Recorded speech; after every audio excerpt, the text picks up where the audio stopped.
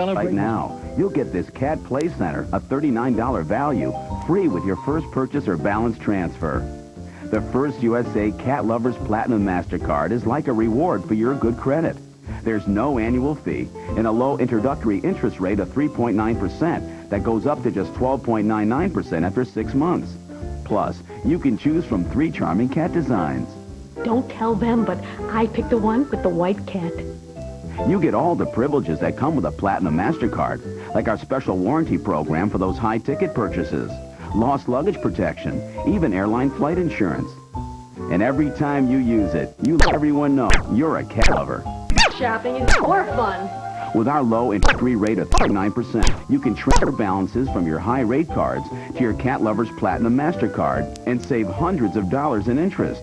Think what you could do with all that extra money. Well, now that they've got the Play Center and my belt, I guess I don't need any more toys. Don't forget, you get the Cat Play Center with your first purchase or balance transfer. So call and apply today. Call 1-800-626-5408 to apply for a First USA Cat Lovers Platinum MasterCard and get this fun Cat Play Center, a $39 value, free with your first purchase or balance transfer. 1-800-626-5408.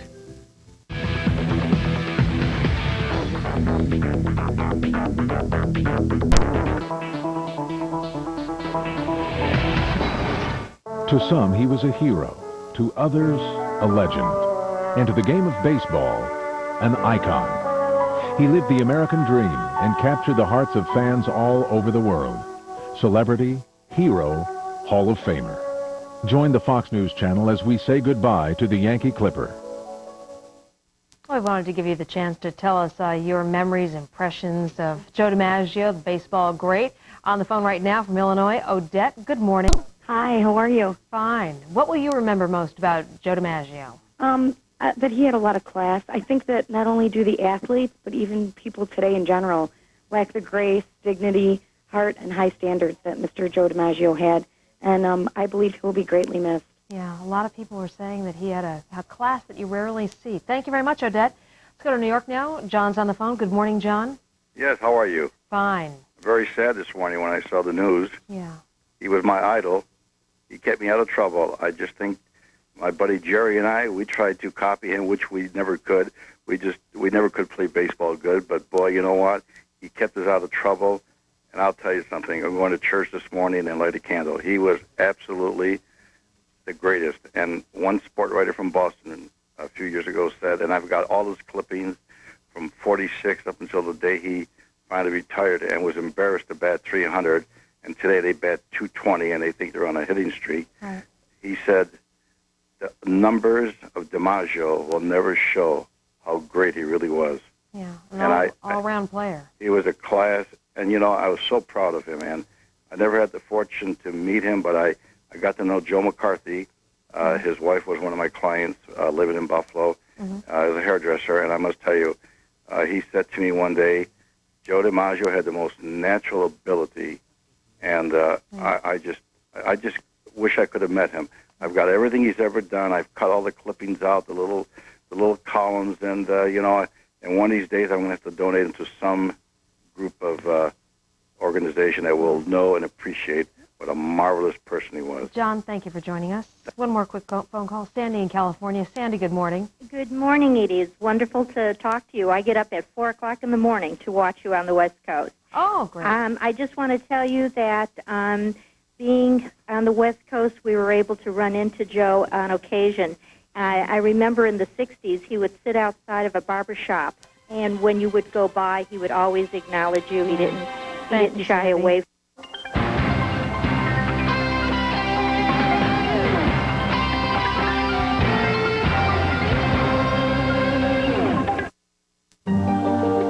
Try to remember now. Where to look for a ginkgo biloba to help aid memory. Nature's Resource knows you should look for one with terpenes and flavone glycosides for memory help.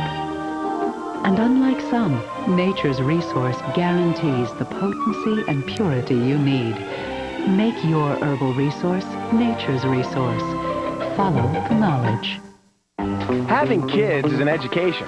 Having 3 is a master's in economics. 1 is never enough of anything. Good thing there's Puffs Advanced. 1 can do the job of 2 of that other national brand because it's twice as strong. So you can use it every day for just about everything. And there's no lotion in this Puffs. Really strong? Works hard every day? Sound like someone you know? Puffs Advanced. Just like you, 1 can do the job of 2. Do your closets look like this? Most closets are so jammed your clothes are wrinkled and ruined. You need Magic Hangers, the amazing space-saving solution that doubles, even triples your closet space in seconds. Watch. Just place each side of the Magic Hanger hooks on any closet rod. Then hang your garments. It fits 5 different pieces of clothing. Unhook one side, let it drop, and like magic, you've saved over 1 foot of closet space. Best of all, your clothing stays perfectly pressed. No more wrinkles. This time we'll hang 5 heavy sweaters. Drop one end and look at all the space you've saved. You've more than doubled your closet space. Magic Hangers are ideal for bulky coats and heavy winter garments. So powerful, you can even hang over 30 pounds of weights. Amazing! Magic Hangers are perfect for coats, suits, trousers, all your clothes. Every closet needs extra space. Use it for juniors' jerseys to Missy's dresses. Off-season storage stays wrinkle-free for months. With Magic Hangers, you'll save so much space, it's like adding a whole new closet to your home. Closet companies charge hundreds of dollars for closet-saving solutions. Now order Magic Hangers for an amazing TV price of 99 cents each in sets of 20. That's just $19.80 for 20 Magic Hangers. Competing offers hold 39 garments, but with this amazing Magic Hanger offer, you can hold over 100 garments. But wait, we'll also include the bonus tie rack that keeps 48 ties wrinkle-free at your fingertips. You get 20 Magic Hangers and free bonus tie rack, all only $19.80. But wait, there's more. Call within the next 10 minutes and you'll save $5 off your order. That's just $14.80 for 20 Magic Hangers and tie rack. An incredible value. Turn this into this with Magic Hangers. Order now. To order your Magic Hangers for $14.80 plus shipping, have your credit card ready and call 1-800-216-7799. That's 1-800-216-7799. Or send check or money order to the address on your screen. Call 1-800-216-7799 now. We've been telling you how the changes in managed care are affecting you, but can the government make sure people get quality care without putting too much of a squeeze on HMOs? Fox's Steve Centani has the conclusion of our series, HMO Code Blue.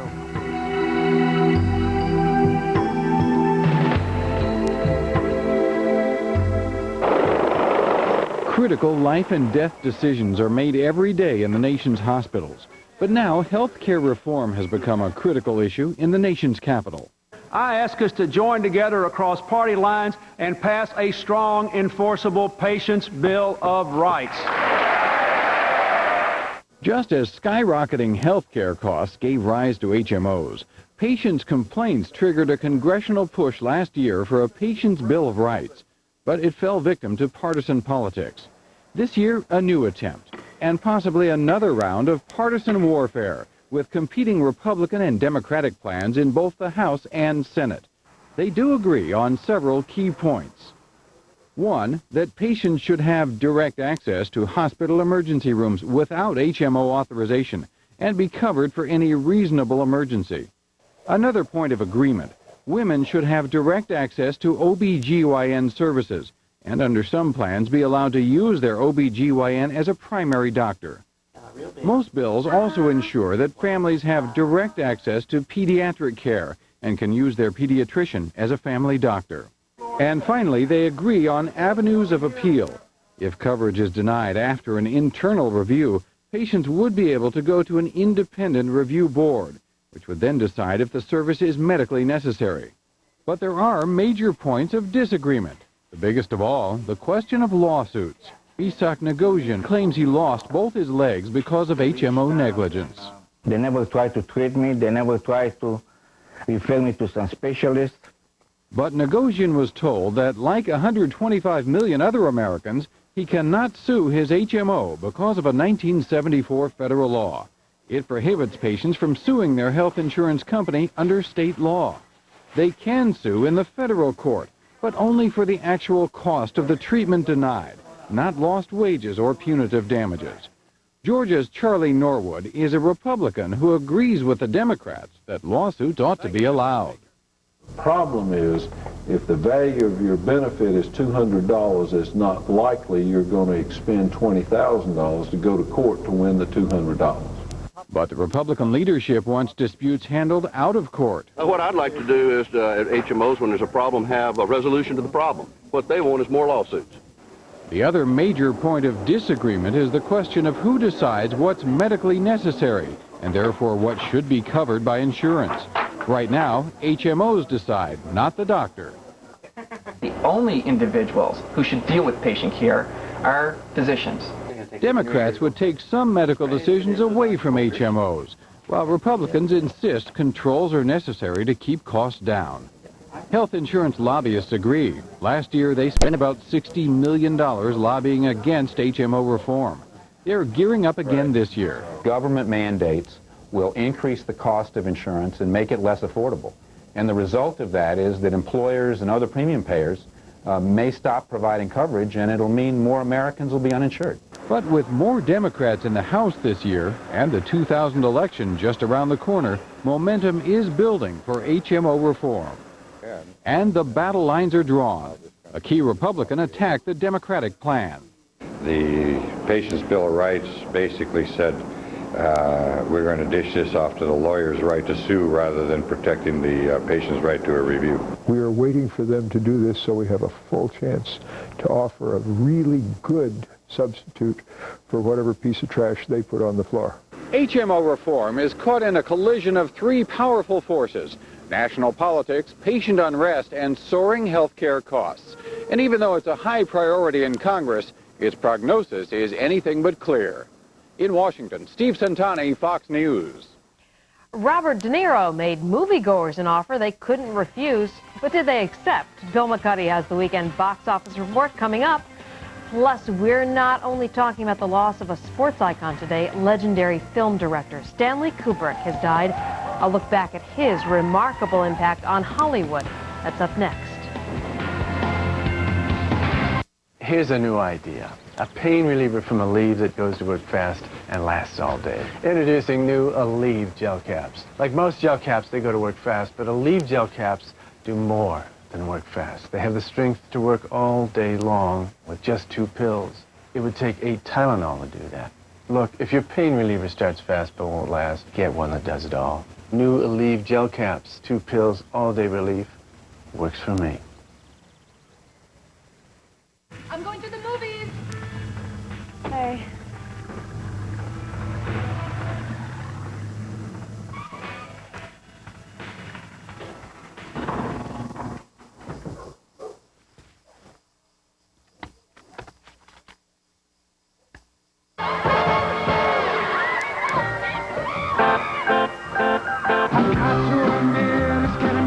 Philips High Definition Home Theater.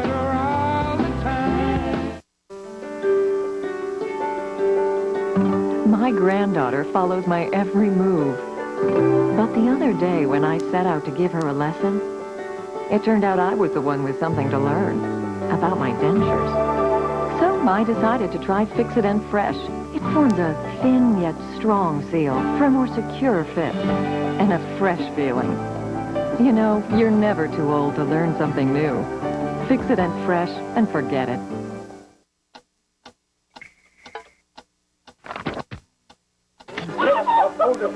Have you been in an accident?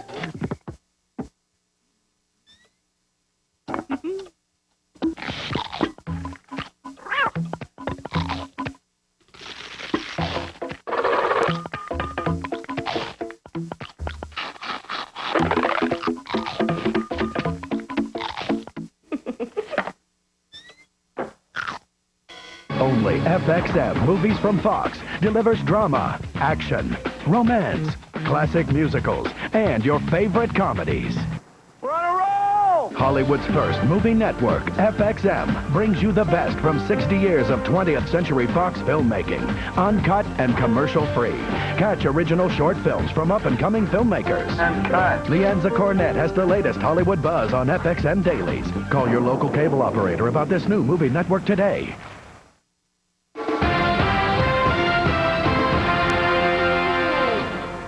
One of the most celebrated and controversial film directors is dead. Stanley Kubrick, whose resume of work includes The Shining and 2001: A Space Odyssey, died at his home in England yesterday at the age of 70. Fox's entertainment correspondent Bill McCuddy has more on the life of, Dana Kennedy has more on the life of Stanley Kubrick. He was the director of classics that were as diverse as they were controversial. 2001: A Space Odyssey, A Clockwork Orange, Lolita, Dr. Strangelove. Mr. President, we are rapidly approaching a moment of truth both for ourselves as human beings and for the life of our nation. But Stanley Kubrick's death at age 70 on Sunday means he will not live to see his final film released in theaters. He died at his home near London of apparent natural causes. His family said there would be no further comment on his death. It was just late last year that Kubrick finally finished work on Eyes Wide Shut. Tom Cruise and Nicole Kidman star in the film about married psychiatrists who delve into a sexual underground. It was filmed under great secrecy. Cruise and Kidman released a statement saying they were devastated because Kubrick had become like family to them during the long London shoot. Kubrick got his start as a photographer for Look magazine. His big break came in 1960 when Kirk Douglas asked him to take over as director of Spartacus. Here's Johnny! Kubrick's later films included 1975's Barry Lyndon, The Shining in 1978, and Full Metal Jacket in 1987. This is my rifle! There are many like it, but this one is mine! Just what do you think you're doing, Dave? With its dazzling hypnotic imagery and enigmatic plotline, 2001: A Space Odyssey was considered a watershed in filmmaking.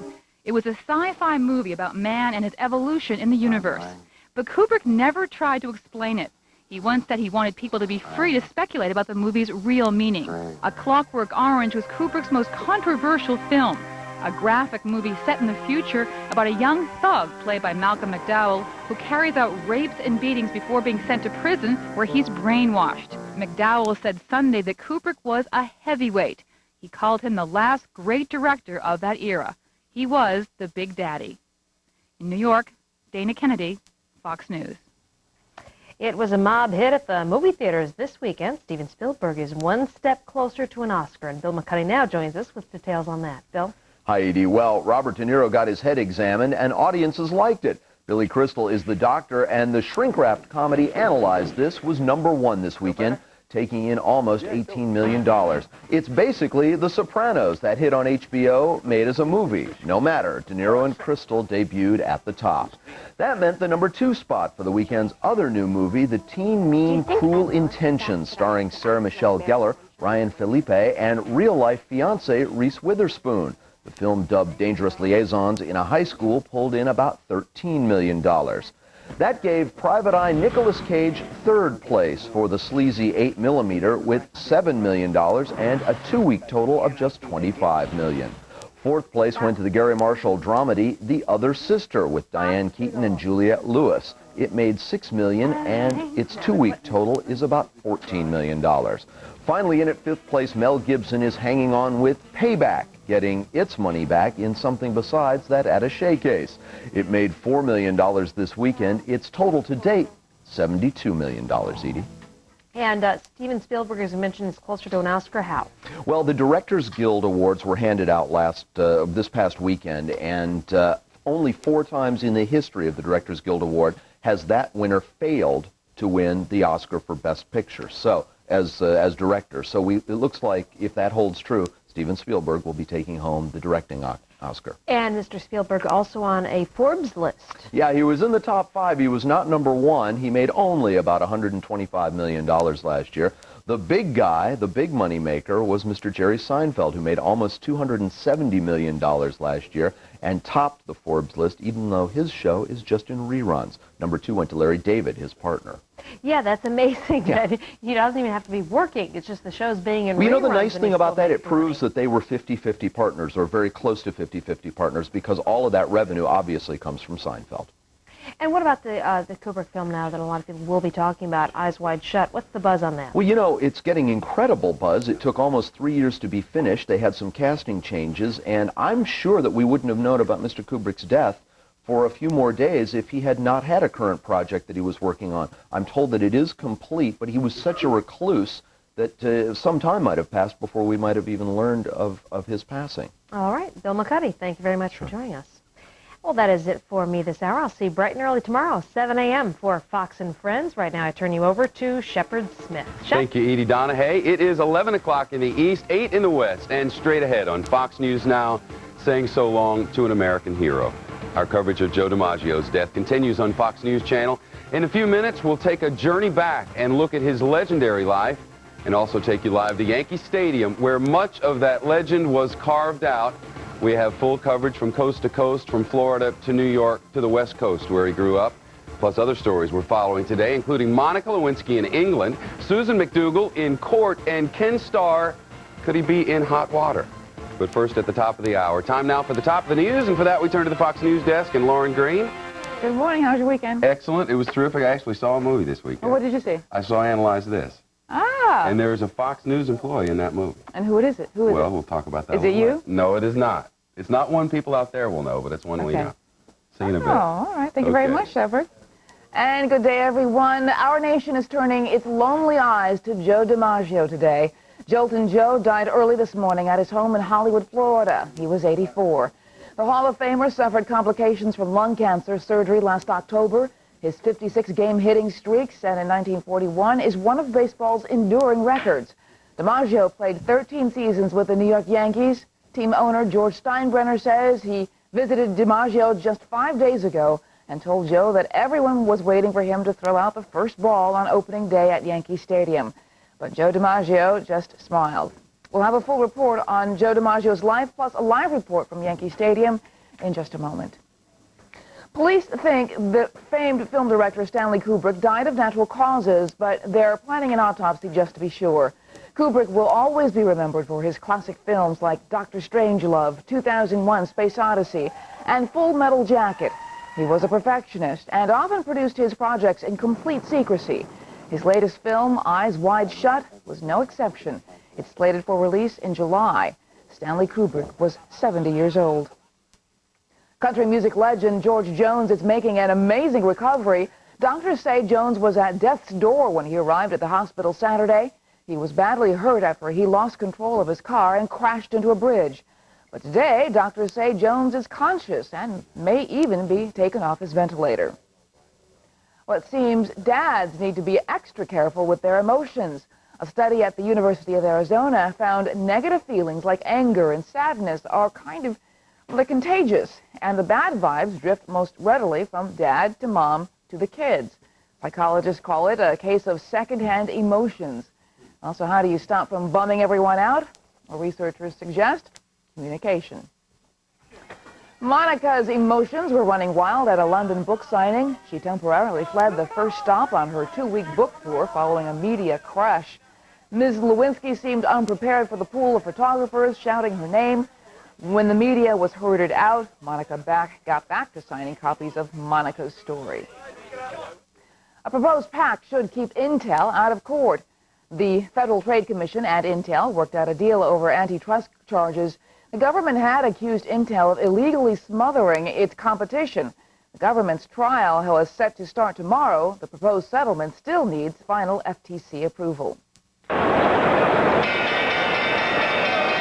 Intel stocks pushed higher on word of its possible settlement. Overall, stock prices are mixed. With a gain of about 2.7%, the Dow could clear the 10,000 mark for the first time. But it probably won't get there today. The Dow right now is down about 12 points. And those are the headlines this half hour. Shepard, we're going to send it back to you. Thank you, Lauren. That NASDAQ still going up thanks to Intel and others. Up about 33. Yeah. Good day to make some money, and we'll keep you updated on stocks throughout the day. Much ahead for you. As I mentioned, Susan McDougal is back in court. Ken Starr wondering what's going to happen to him now as the possibility of an investigation looms. We want to begin this hour with what certainly has been this day's top story. He was the best America had to offer, a superstar truly on and off the baseball field, a World War II vet. His name was Joe DiMaggio, and he was larger than life. Joe D. died this morning in a Florida hospital shortly after midnight. He was at home, actually. He was 84 years old. And Fox News' John Scott looks back at the life of an American icon. Where have you gone, Joe DiMaggio? Our nation turns its lonely eyes to you. His name alone conjures up graceful, majestic images, not just of his own feats with the New York Yankees, but of an entire era, an age of glamour, an age of heroes. From the Yankee Clipper to the man who married Marilyn Monroe to Mr. Coffee. He was an American icon. Of course, he was mine, and all of a sudden I'm sitting there next to him dressing. I know he must have been tired of me staring at him all the time, because I was scared to talk to him, but every time he'd come in, I just like, God, there's Joe DiMaggio. I'm sitting here by Joe D. DiMaggio was the fourth son of a San Francisco fisherman, but instead of combing the waters, he followed the path of his older brother, Dom, onto the ball field, playing pro ball for the San Francisco Seals of the Pacific Coast League. There, he put together an unheard-of 61-game hitting streak. For DiMaggio, it would be a mere hint of things to come. When DiMaggio joined the Yankees in 1936, Babe Ruth said, "Welcome to the club, Joe," the one and only time the great Bambino ever called a rookie by his real name. During a 13-year career plagued by injuries and interrupted by an Army stint during World War II, the man known as the Yankee Clipper won 3 Most Valuable Player awards, was elected to the All-Star team every year he played, carried home 2 batting titles, a pair of home run crowns, and twice led the league in RBIs. On the field, his trademark was catching the uncatchable, effortlessly in full stride. DiMaggio used his 6-foot 3-inch frame to develop one of the most dangerous and accurate arms in the history of the game. His greatest, and arguably his only baseball struggles, came during the off-season, when DiMaggio got involved in public contract disputes, often refusing to play for less than $40,000, a huge amount in those days. If and when I get my raise this year, I'll have a lot more spaghetti. His contract demands, when America was still reeling from the Great Depression, earned him bad press, and Joe came across as greedy. For several years, fans would greet DiMaggio with a chorus of boos. On May 15, 1941, that would change forever. The Yankee Clipper was hitting just over 300. But on that day, he hit an RBI single to center field, launching a streak like no other in baseball history. Every game for the next 7 weeks, DiMaggio had at least 1 hit. 43 games later, DiMaggio's streak would be the focus of enormous national attention and a song. Joe DiMaggio, we want you and I. When it was over, he had hit safely in 56 games. And in more than half a century since, no other major leaguer has come within a dozen games of the streak. Injuries eventually would do what no pitcher could, stop Joe DiMaggio. Bone spurs in his heels, ulcers attributed to his drinking 6 cups of coffee and smoking a pack of cigarettes before every game, a slew of muscle tears and strains, and a couple of broken bones forced Joe to often play through excruciating pain. After 13 years in the majors, Joe couldn't take the pain anymore, and after winning his 9th World Series in pinstripes, the Yankee Clipper retired. He became an announcer and an endorser. His adoring audiences followed, but it was a young sex symbol who launched the next stage of DiMaggio's celebrity. After seeing Marilyn Monroe in a publicity photo with Gus Zernial, an outfielder for the Philadelphia Athletics, Joe, whose first wife, Dorothy Arnold, was also in movies, wanted to meet the popular blonde. An arranged dinner in 1953 between Joe and Marilyn led to marriage vows a few months later. Though they had enough celebrity power to last a lifetime, their marriage did not. Joe wanted Marilyn to stop making movies. She refused. And after just 10 months together, Joe accepted a divorce. But for years after, Marilyn leaned on him after a failed movie or relationship. When she died, Joe took charge of her funeral arrangements, oversaw a private service, and for the next 20 years, Joe had roses placed on her grave twice a week. In recent years, he kept a relatively low profile. Product promotions, old-timers games, celebrating major moments in baseball history, and supporting a children's hospital in Florida, which bears his name.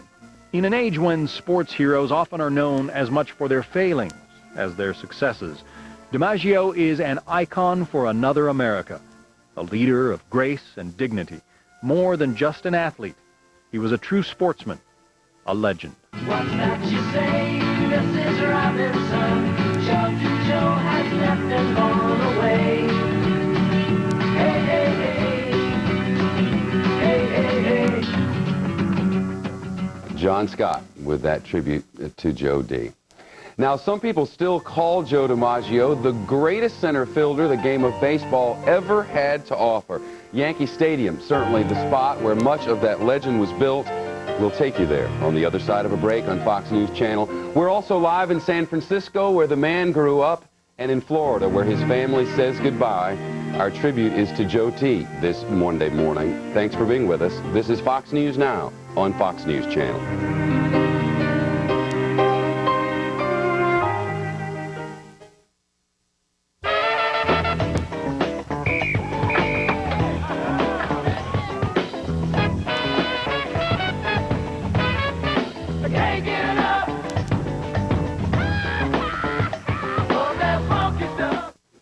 I sent the kids on an Easter egg hunt.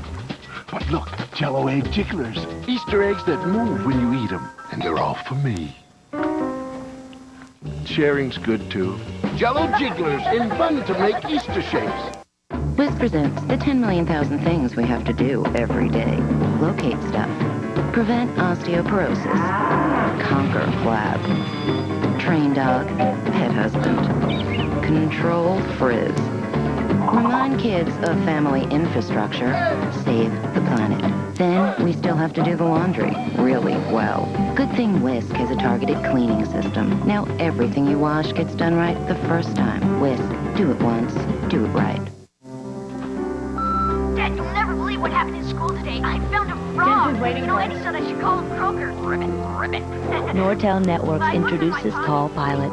Now you can check email, faxes, even voicemail right on your PC.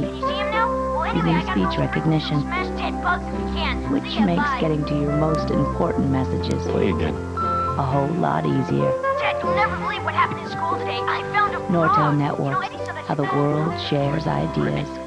These days, students need structure. In my home ec class, my kids know first we cook, then we clean. And that means soaking and scrubbing every pan and then loading it in the dishwasher. Introducing new Cascade Plus, packed with amazing power pre-treaters that blast away tough food problems you thought your dishwasher couldn't handle. Where other detergents fail, new Cascade Plus leaves incredible results. A+. New Cascade Plus, leave the tough stuff to us. If we have another trading day on Monday like our trading day on Friday, guess what? We are at Dow 10,000. What that means for the future of this country and the future of your own investments. The next business report.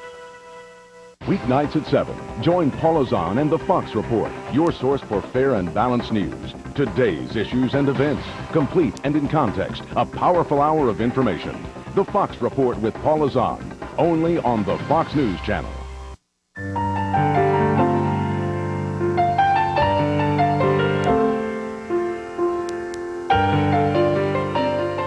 13 minutes past the hour now. The announcement of Joe D's death came just about 4 hours ago, and whatever you like to call him, the Yankee Clipper, Joltin' Joe, or just plain Joe DiMaggio, the man, the legend, has gone for good. Joe DiMaggio died last night, at the age of 84. Rick Leventhal live now at Yankee Stadium, where so many fans will remember him forever. Rick, how you doing? Good, Shepard. Absolutely. He will be remembered and loved here at Yankee Stadium. He had a 13-year career with the Yankees, so that was interrupted for 3 years while Joltin' Joe served during World War II. In 1941, the center fielder set one of the most respected and revered records in all of baseball, that 56-game hitting streak that has been unbroken and unapproached by any other player since. He played in 10 World Series, and he won 9 of them. He was a 3-time American League Most Valuable Player and was elected to the Baseball Hall of Fame back in 1955. In October, he was admitted to a Florida hospital with lung cancer, and he stayed in that hospital until January. He then went home, and he died in his Florida home, his Hollywood, Florida home. Shortly after midnight, his brother Dominic, 2 good friends, and 2 of his grandsons at his bedside. Yankees owner George Steinbrenner released a statement about DiMaggio this morning, saying, "It was the class and dignity with which he led his life that made him part of all of us. I will forever treasure the close friendship we shared over the years." And Baseball Commissioner Bud Selig also released a statement about DiMaggio this morning, saying, his persona extended beyond the playing field and touched all of our hearts. In many respects, as an immigrant son, he represented the hopes and ideals of our great country. 5 days ago, Steinbrenner visited DiMaggio inside his Florida home, and Steinbrenner, he says that he was spirited but weak, and Steinbrenner told him, listen, you have a date here at Yankee Stadium in April to throw out that first ball, and he says DiMaggio just smiled. Reporting live at Yankee Stadium, I'm Rick Leventhal. Shepard, back to you. Rick, what do the Yankees have on tap now as we move ahead in the next couple of days? Well, as far as public events involving DiMaggio, they haven't made any announcements yet, but I'm sure that there will be some kind of tribute paid to him either here or perhaps down at the Yankees training camp in Tampa. Yeah, Yankees training camp, the side of a bunch of long faces this morning. I had a couple of live reports from there earlier today, and we'll go back. What's the media attention like out there, Rick, today? Building? Well, absolutely. Yeah, we've got a number of crews that are out here. Some have gone inside to take some pictures of Monument Park. The flag in Yankee Stadium is now at half-mast. And, you know, a lot of attention here. Not a lot of fans have showed up here yet, but I imagine they will as word gets out about DiMaggio's death. Rick Leventhal at Yankee Stadium, up just a little bit north of the Fox News headquarters. Appreciate it, Rick. He'll be there throughout the day, of course. He mentioned Yankees training camp down south in Tampa. We'll be taking you back there as well. He grew up in San Francisco. Our Trace Gallagher knows that land well, and he's working to bring us some reports from there. A Joe DiMaggio day, but there is a lot of other news out there as well. And when we come back, she might be Ken Starr's favorite target after the president. Will Susan McDougal go back to jail for not talking to the independent counsel? The trial starts today. We are live in Little Rock, Arkansas with the latest as Fox News Now rolls on a Monday morning. This is Fox News Channel.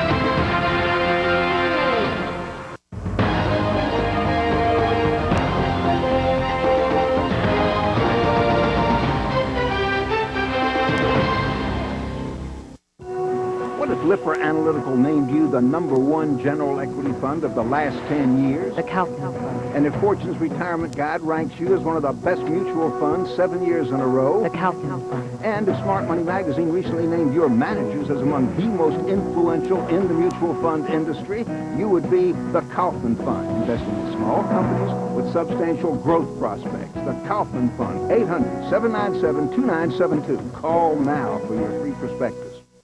Having kids is an education. Having 3 is a master's in economics. 1 is never enough of anything. Good thing there's Puffs Advanced. 1 can do the job of 2 of that other national brand because it's twice as strong. So you can use it every day for just about everything. And there's no lotion in this Puffs. Really strong? Works hard every day? Sound like someone you know? Puffs Advanced. Just like you, 1 can do the job of 2.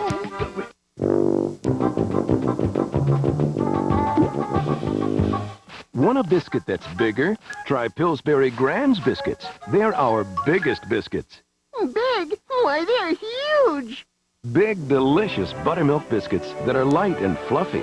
It's a taste your family will love. They're not just big, they're grand! Woohoo! For a hearty taste, try Golden Wheat or Golden Corn Grands.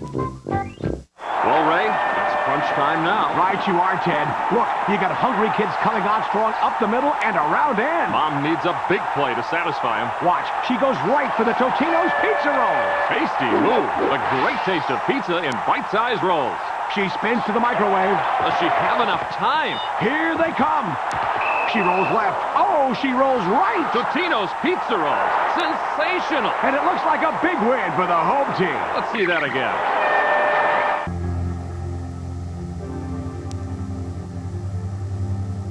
I know you. I know what's inside of you. I know your dreams, your heart, your needs. I know it's not in you to quit. And I have watched you do things they said could not be done. I have held my breath as you risked everything for what you believe. And I cried while you gave your lives for me. My name is America, and I will never forget what made me. But I was not built with memories. My time is still tomorrow. Because freedom does have its price, and we have already paid in full. This nation was built by people not afraid to invest in tomorrow. And the American Eagle Gold Bullion Coin is a solid and secure addition to your investment portfolio. When the future you're saving for is not just your own, call Blanchard at 1-800-880-GOLD. You are looking live, Los Angeles, California. The scene is the now under construction Staples Center in downtown LA. This is the spot where the LA Lakers will at some day play. Also the spot where should Los Angeles get the bid for the Democratic National Convention. This is the spot where it will be held, and a fire has broken out in the early morning hours, just about 19 minutes past 8 o'clock now in Los Angeles. Firefighters have been on the scene a number of minutes now. One of the problems they're battling here is that this center does not yet have, for instance, a sprinkler system in place and that sort of thing. So they're battling that blaze. No word on whether anyone's been injured. Our Los Angeles Bureau is on the scene and keeping track of it. Should there be further developments, we'll bring them to you right away. But first, at 20 minutes past the hour, she's facing contempt and obstruction charges, jail time, and whopping fines. But when she goes on trial today, lawyers for Clinton friend Susan McDougal say she will not be broken. Correspondent David Schuster in Little Rock, Arkansas now with the latest. David, what do you know? Shepard, a jury selection is underway here in Little Rock. The judge just a few minutes ago gave a very solemn warning to the 60 potential jurors who are in his courtroom, saying justice could not be fully implemented without your presence and participation. I urge you to pay attention only to the evidence and facts that will be presented in these four walls of the courtroom. The issue, of course, is Susan McDougal's refusal to testify. And even though this case is about her, there will be a lot of new information about the Clintons and Whitewater. Fox News has learned that prosecutors are planning to introduce new documents and new evidence that will show that Clintons, according to prosecutors, were aware of fraud and that they were protected because of the efforts by Susan McDougal in her refusal to testify to the grand jury. Susan McDougal arrived here at the courthouse earlier this morning along with her attorney and her husband, who was there on Susan McDougal's right.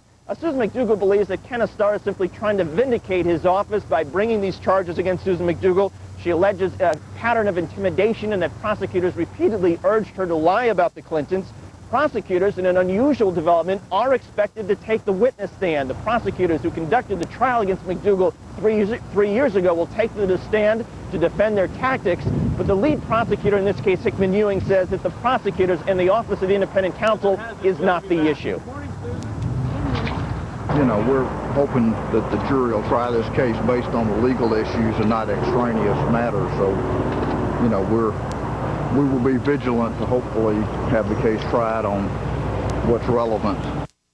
And what's relevant, according to Hickman Ewing, is Susan McDougal's refusal to testify twice to the grand jury. Attorneys on both sides acknowledge that there's a lot at stake here beyond just Susan McDougal, in part because this entire trial has come to symbolize a lot of the arguments over independent counsel Kenneth Starr. Supporters of Starr believe a guilty verdict of Susan McDougal would validate their claims that Starr has been seeking the truth but has been blocked because of obstruction of justice by witnesses like Susan McDougal. Critics of Starr believe a not guilty verdict would bolster their claims that Starr has overreached and has engaged in a pattern of overkill. Shep? All right, David Schuster in Little Rock, where he'll be covering that trial for you. Thanks, David. And while Susan McDougal heads to court, the man at the heart of her case, Ken Starr, is expressing some concern to Attorney General Janet Reno over her plans to look into his handling of the Lewinsky affair. With me now for more on whether or not investigation should be done on the investigator in New York, former chief counsel to the House Ethics Committee, Ralph Lotkin, and in Washington, former Reagan counsel with the American Enterprise Institute, Peter Wallison. Thanks, guys, for being here. Hey, Ralph, what is the next step now? Does Ken Starr have a right to be a little bit concerned here? I think he has every right to be concerned because his tactics during the Lewinsky investigation, his tactics in terms of pursuing Ms. McDougal have even been put on the agenda by the judge. Judge Howard last week in Little Rock said that he would entertain arguments with respect to prosecutorial misconduct. The issue that we have with respect to Mr. Starr is whether and to what extent that tension that exists between accountability and independence is going to somehow collide in terms of the oversight of Starr's activities over these last several years. Peter Wallison, do you see that happening? I don't think it's really much of a threat. We've had this happen again and again. These kinds of allegations have been made about Ken Starr. He seems to be able to answer these allegations fairly clearly. The most serious one that seemed to come up was this question of whether he denied Monica Lewinsky counsel when his staff first encountered her in the hotel when they were initially trying to get some information from her. And he answered that, I thought, fully and completely before the House committee when he said, as far as they knew at the time, Monica Lewinsky's counsel may have been part of the conspiracy. It seems like a perfectly sensible, reasonable position for them to take, and this issue just keeps coming back and back because, in fact, it is one way to slow down the investigation and move everyone off onto a red herring. Yeah, Peter, I guess that was my next question. Is that what they're trying to do here? Because as you read through Monica Lewinsky's book, it would appear, at least from her perspective, that Ken Starr and his guys were a little bit rough on her. Yeah, well, of course, she says that. Those are her statements in the book. We heard Linda Tripp yesterday on television saying it's completely untrue. She was there. And Monica Lewinsky was treated extremely politely and courteously and in a professional manner. So I don't think we can take either Monica Lewinsky's statements here or in any other forum to be completely the facts. Well, let's take a look at what Monica Lewinsky actually had to say in the book. I'm told that we have something we can put up on the screen for you. She says Monica was being subjected to intimidating and remorselessness psychological pressure. Her inquisitors telling her, for the record, that she could leave when she liked, while making it very, very clear what the consequences would be if she did. I still have nightmares about it, she says, the sense of being trapped or drowning. Ralph, is all of this a bunch of talk designed to sell books, or do you think she has some legitimate complaints here? Oh, I think there's enough truth in there to support basically the emotional take on it. But of course, this is a book. And the book is a money-making enterprise. By the same token, Linda Tripp has, as I understand it, indicated that she wants to write a book. Quite frankly, I would hope that she doesn't write a book because I think that she is the source of much of what has put the country through the suffering for the past several months. If she is convicted under Maryland law for violating Maryland's wiretap, or intercept statutes, then she would be precluded from earning any income, even if she wanted to go into the movies on this issue. Ralph, let's get back to Ken Starr. What kind of a position legally is he in right now? Well, right now he's got to prosecute Susan McDougal, and he has to somehow respond to both the court that oversees his activities and also be responsive to the Justice Department and Janet Reno, who is the person who appointed him in his current role. So he has a number of people and organizations that he has to be responsive to, notwithstanding the Congress on top of that. Yeah, Peter Wallison, it's tough to look ahead on an issue like this, but I mean, it would appear, if you look back over the past few years, the people who have been on the other side of President Clinton haven't had a really great run of it. Well, I don't know. I think this is taking a very long time because there have been legal obstacles thrown in the way all the way along. I think that Ken Starr's had a number of indictments and a number of convictions. The Susan McDougal thing is one example of how difficult it is for Starr. Here's a woman who's called before the grand jury and refuses to testify to a grand jury. All she would have to say is, I think the president testified truthfully. If she says she thinks the president testified truthfully, then she's in no jeopardy at all if, in fact, that is the case. If it is not the case, she is putting herself in jeopardy, and she refuses to testify there. Now, any prosecutor facing that kind of situation must proceed with what Ken Starr is doing. He can't allow a person to go before a grand jury and say, I won't testify. That would throw the entire legal system into chaos. So obviously he's got to go forward with this. He's got to cite her for criminal contempt. He's got to try to convict her. But her position shows the kinds of difficulties, the kinds of obstacles that have been placed in Starr's way all the way along. Indeed it does. Peter Wallison, Ralph Plotkin, thanks to both of you for being with us. We'll be watching this trial, and on the other side of a break, we'll go to the Fox News desk where Lauren Green is working on your headlines, much in store for you, and remembering a baseball legend, Joe DiMaggio, dead this morning. Stay with us. You're watching Fox News Now on Fox News Channel.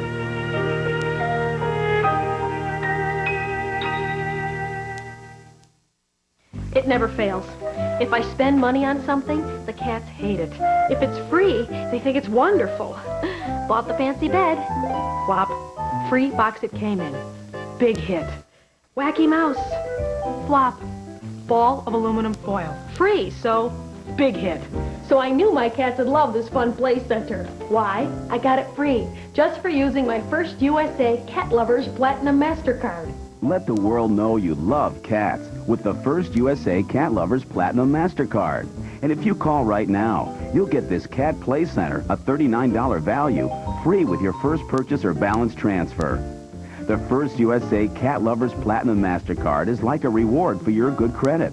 There's no annual fee and a low introductory interest rate of 3.9% that goes up to just 12.99% after 6 months. Plus, you can choose from 3 charming cat designs. Don't tell them, but I picked the one with the white cat. You get all the privileges that come with a Platinum MasterCard, like our special warranty program for those high-ticket purchases, lost luggage protection, even airline flight insurance. And every time you use it, you let everyone know you're a cat lover. Now shopping is even more fun. With our low introductory rate of 3.9%, you can transfer balances from your high-rate cards to your Cat Lovers Platinum MasterCard and save hundreds of dollars in interest. Think of what you could do with all that extra money. Well, now that they've got the play center and my belt, I guess they don't need any more toys. Don't forget, you get the Cat Play Center with your first purchase or balance transfer. So call and apply today. Call 1-800-626-5408 to apply for a First USA Cat Lovers Platinum MasterCard and get this fun Cat Play Center, a $39 value, free with your first purchase or balance transfer. 1-800-626-5408.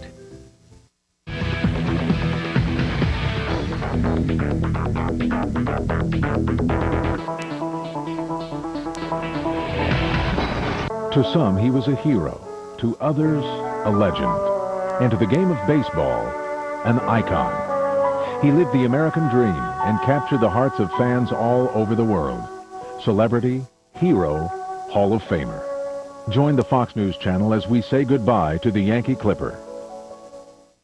11:30 in the East, 8:30 in the West, and straight ahead on Fox News Now, much more on the death of Joe DiMaggio.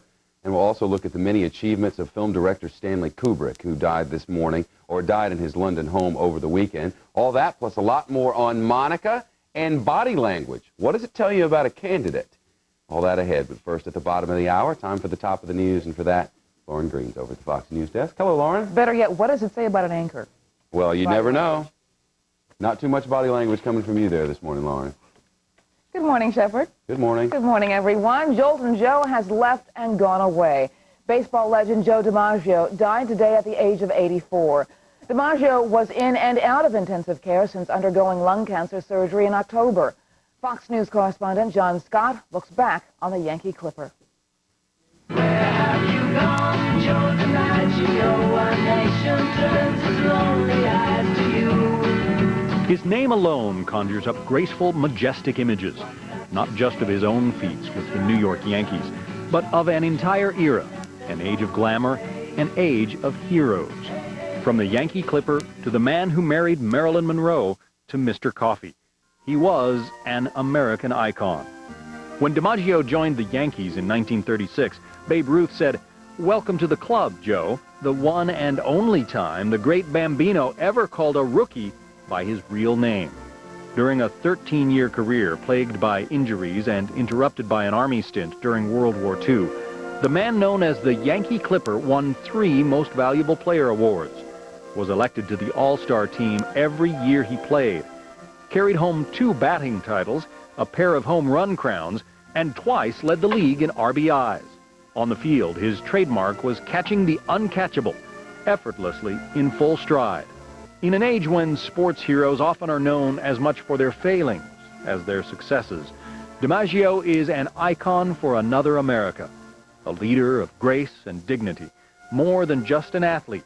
He was a true sportsman, a legend. What's that you say, Mrs. Robinson? Joltin' Joe has left and gone away. Hey, hey, hey. Hey, hey, hey.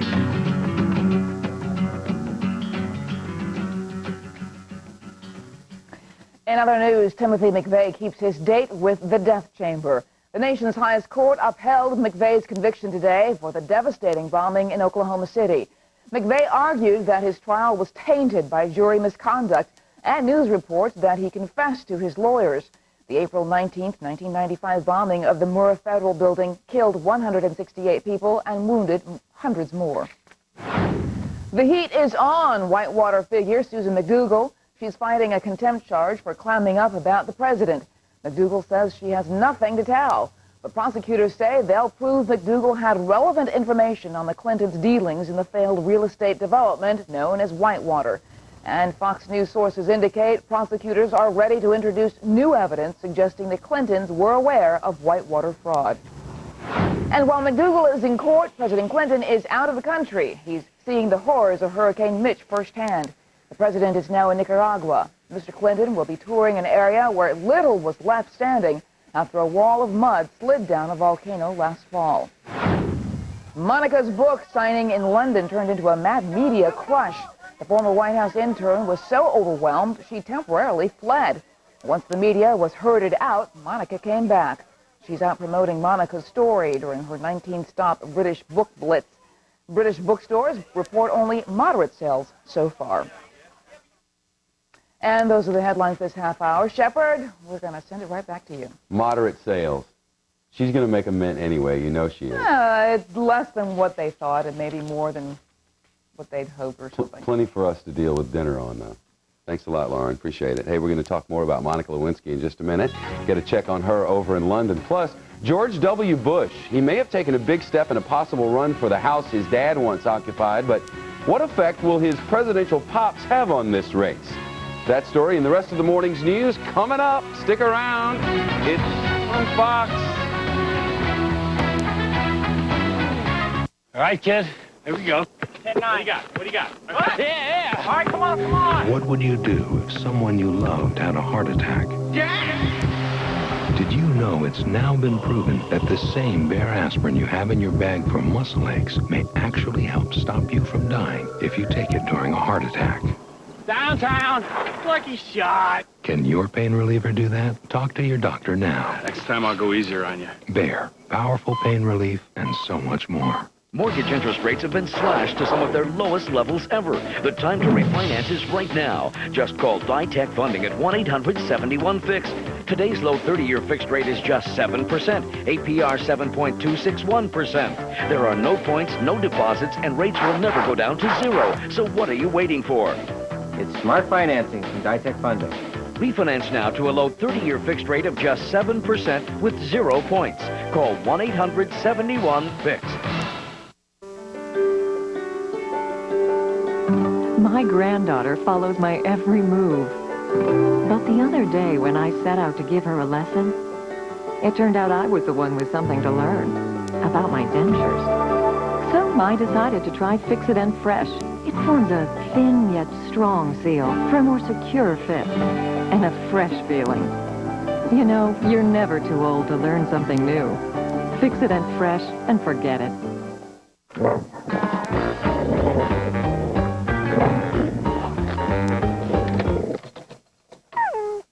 Half can be bad, or half can be good. Maxwell House Light, half the caffeine and the full, rich flavor of regular coffee.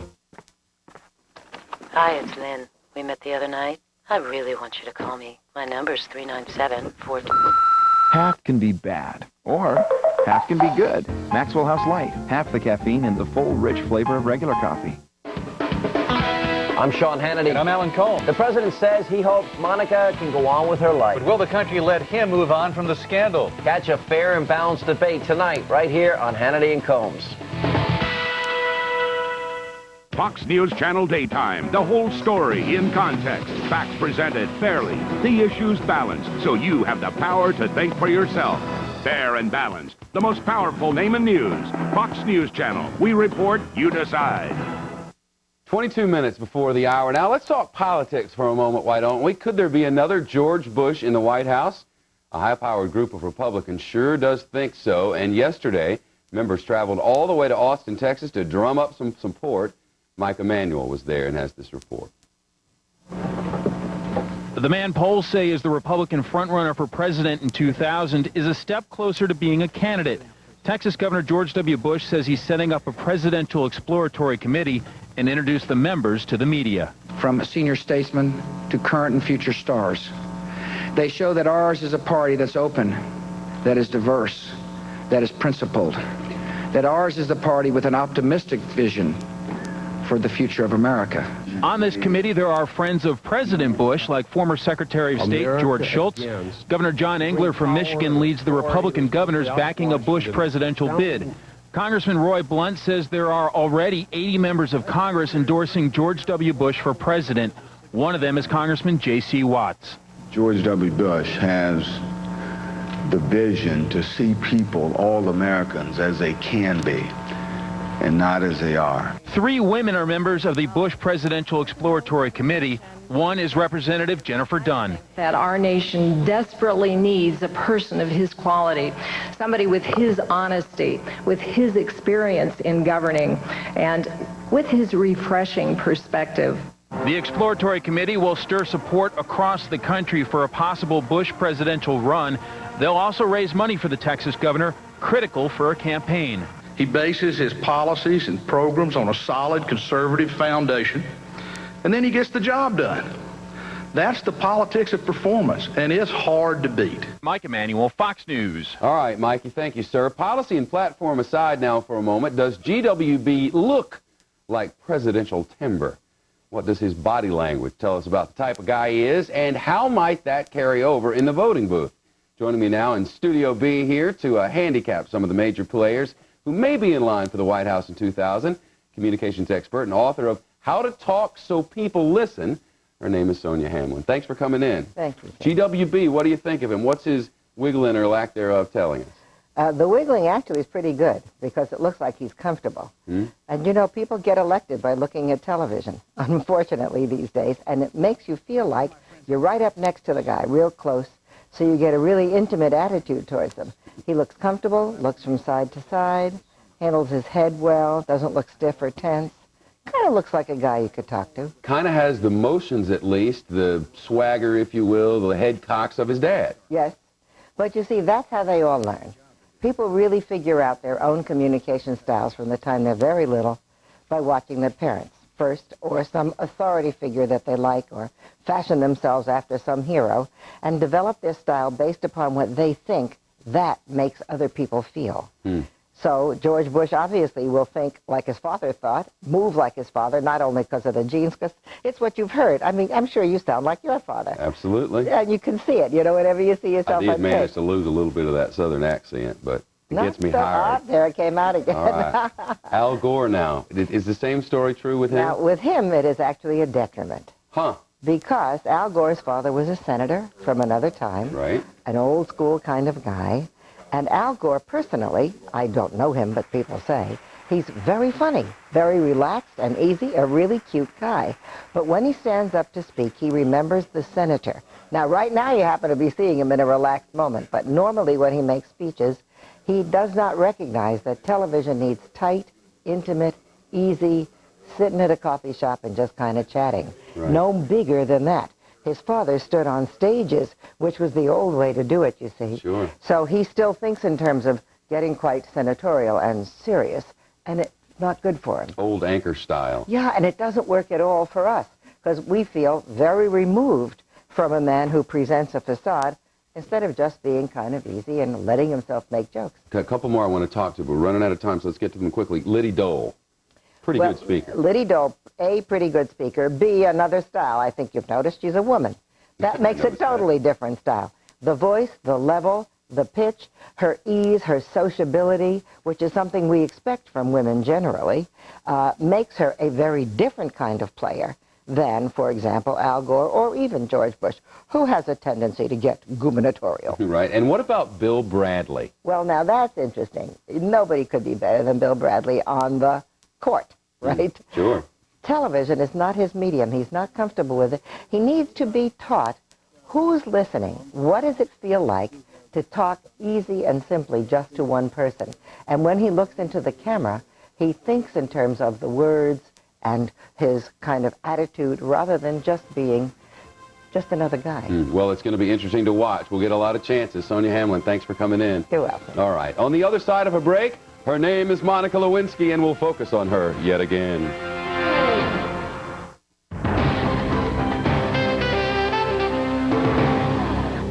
This program is brought to you by Micron Electronics. New rules, new tools. Frequent heartburn. Is it worse at night, especially after dinner? Mm-hmm. Have you treated it, even changed your diet, but still suffer 2 or more days a week? Mm-hmm. Has your heartburn been a persistent problem for you? Uh-huh. Your heartburn may be due to a potentially serious condition called acid reflux disease. Ask your doctor about Prilosec. For many people, 1 capsule daily provides 24-hour complete heartburn relief. Ask your doctor about Prilosec and if it's right for you. The most common side effects are headache, diarrhea, and abdominal pain. Want 24-hour heartburn relief with 1 daily dose? Ask your doctor about the 24-hour complete heartburn relief that's possible with Prilosec. In clinical studies, Bengay significantly reduced minor arthritis pain, increasing range of motion and flexibility. And now for your aches and pains, get the heating relief of Ultra Strength Bengay with 3 pain relievers. It's medicine for your moving parts.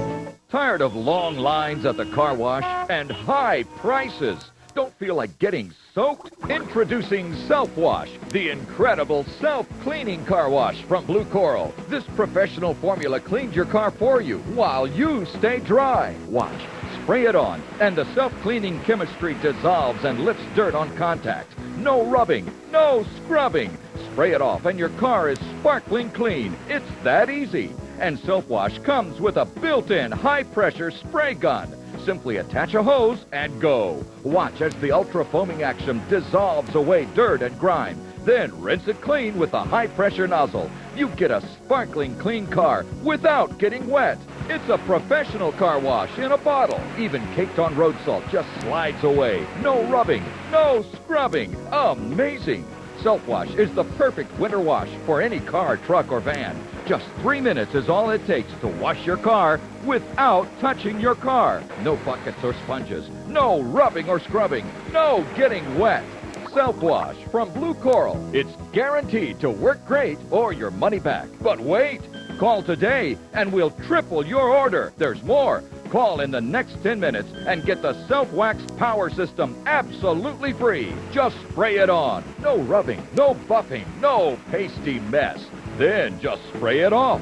You get a brilliant wax shine without touching your car. Incredible! The complete hands-off self-cleaning system for only $19.95. Now you can wash and wax your car for less than $1. This special offer is not available in stores, so don't wait. Call now.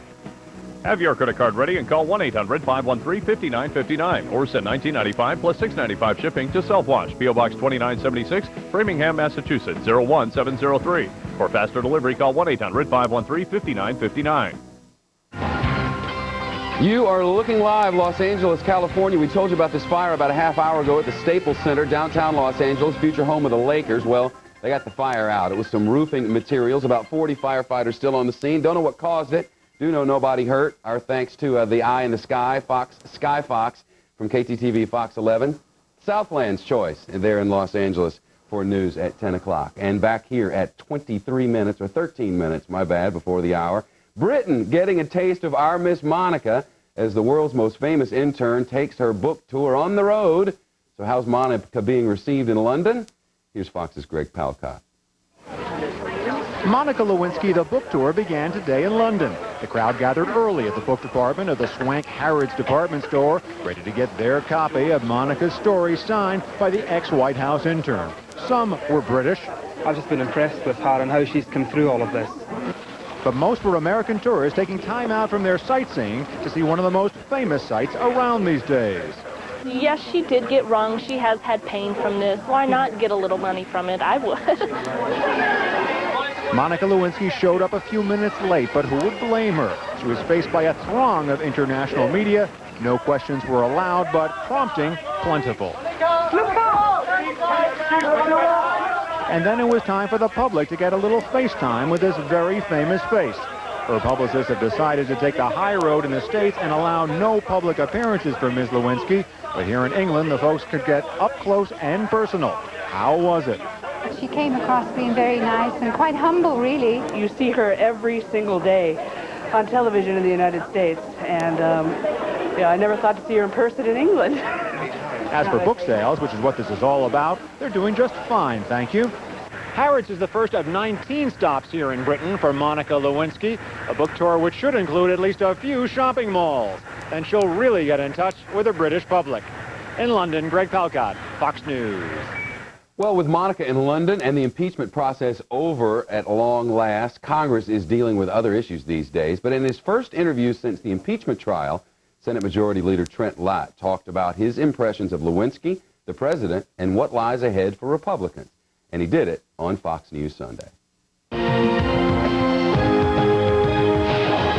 the wake of an impeachment, in the wake now of what I think most people who have seen it agree are credible charges of rape against the president, in the wake of the kinds of charges about China that we've seen for a year and longer, a couple of years, that this president is immune to all the forces, including Congress, that used to bedevil or constrain or otherwise affect other presidents.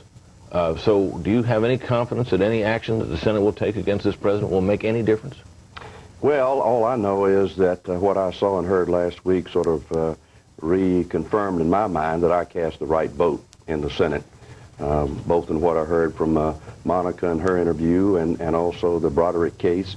We have had the impeachment trial. There were not the votes. There were never the votes in the Senate to remove him because there never was any chance of more than 2 or 3 Democrats considering voting to remove him, which is a tragedy, and every one of them voted against it in the end. What can we do now is, with regard to the president individually, I think it's in the hands of the American people, or what his conscience might dictate, which is apparently not much. What do you think ought to be done about these Broderick charges? Most people who saw them think they're credible. Statute of limitations has lapsed. There's no sign that any government, any criminal investigation will ensue here, and yet this extraordinary allegation hangs out there. Should there be a congressional inquiry? What?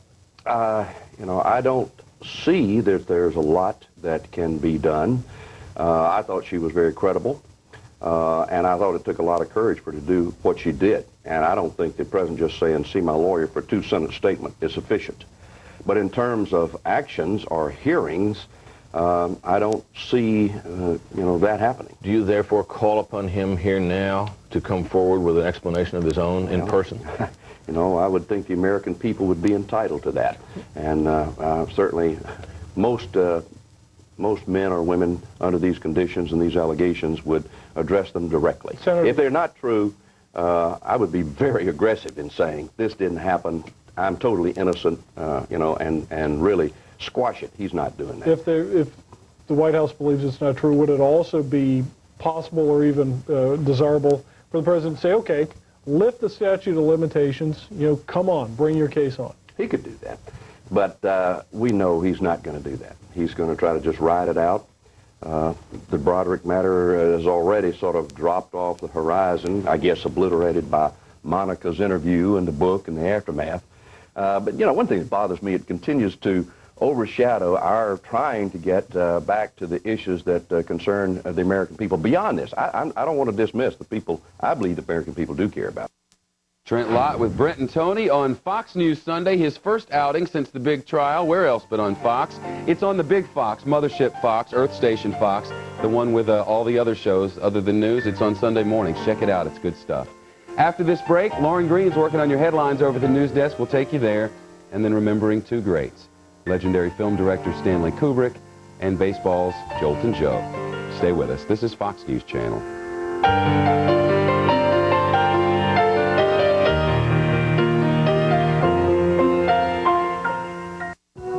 What if Lipper Analytical named you the #1 general equity fund of the last 10 years? The Kaufman Fund. And if Fortune's Retirement Guide ranks you as one of the best mutual funds 7 years in a row? The Kaufman Fund. And if Smart Money Magazine recently named your managers as among the most influential in the mutual fund industry, you would be the Kaufman Fund, investing in small companies with substantial growth prospects. The Kaufman Fund, 800-797-2972. Call now for your free prospectus. When I take a liquid antacid, I feel like, ugh. It's like liquid chalk. I'm not crazy about any of them. If you had something that tastes better, I mean, it would be a joy. Introducing new fast-acting Mylanta Supreme. What makes it supreme? Wow. Oh, that's good. I'm not kidding. Very light. Yeah, it tastes like a dessert. It's the only liquid antacid with no chemical preservatives. It doesn't taste like medicine, I'll tell you. No. It's actually helping my indigestion now. Supreme relief. Taste it for yourself. Can I have some more? Sometime this evening, between the 2 a.m. feeding and the 4 a.m. feeding, the Crossan family decided it was time for a little more space. And they knew just the address to start looking, on the internet at Countrywide Home Loans. It's a place to find out exactly how much home you can afford, pre-qualify, and get a guaranteed interest rate. There are a lot of home pages on the internet. Ours might be the only one that can actually help you get a home. Countrywide. Easy. Really.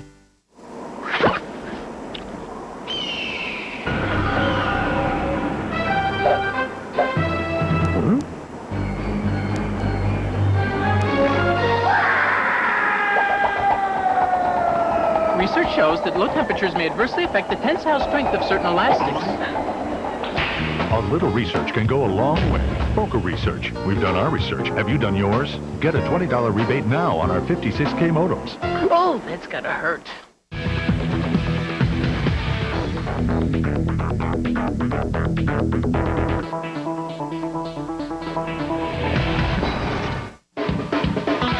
Back to this, the woman who could bring President Clinton down goes on trial. Susan McDougal versus Ken Starr. Who'll win this one? We'll have a report.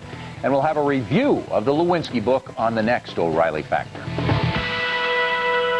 The O'Reilly Factor is brought to you by Yahoo, the world's favorite internet guide. And 5 minutes before the hour, welcome back. One of the most celebrated and controversial film directors passed away this weekend. Dana Kennedy here with more on the life of Stanley Kubrick. Dana, how are you? Good. How are you? Good. Well, his resume of work includes The Shining and 2001: A Space Odyssey. But until recently, we hadn't heard much from this legendary director. His new film, Eyes Wide Shut, starring Tom Cruise and Nicole Kidman, is still scheduled for a summer release. Let's take a look at the man Steven Spielberg called the Grand Master of filmmaking.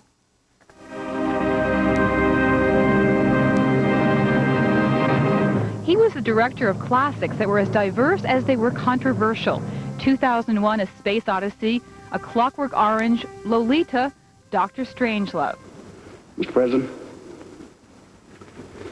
we are rapidly approaching a moment of truth both for ourselves as human beings and for the life of our nation. But Stanley Kubrick's death at age 70 on Sunday means he will not live to see his final film released in theaters. He died at his home near London of apparent natural causes. His family said there would be no further comment on his death. It was just late last year that Kubrick finally finished work on Eyes Wide Shut.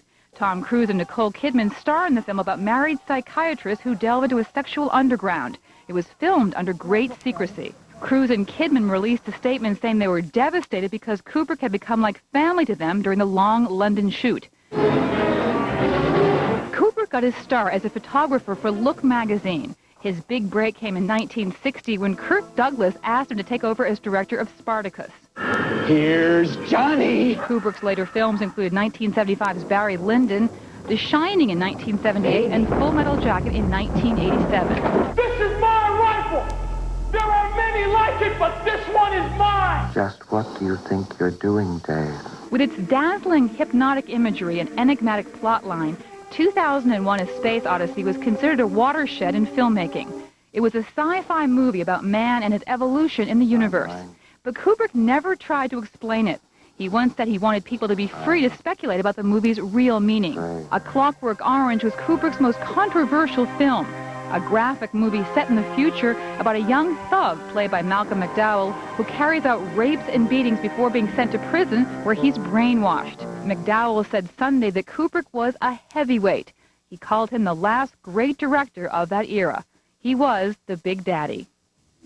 And we know so little about him over the past couple of decades. He hasn't given a single interview. Not in about 20 years. He was actually born in the Bronx, which is interesting. He wasn't English, but he didn't like to fly, so they basically built this whole set in London for Eyes Wide Shut because he didn't want to come over here and film it. So he was kind of an odd duck, never spoke much and didn't give people much of an idea what he was about, and didn't explain his movies, as we said about 2001.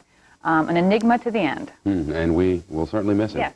Thanks a lot. Thank you. Dana Kennedy, appreciate it. And of course, we continue to remember Joe DiMaggio as well today. We close this hour with a musical look back at this graceful athlete.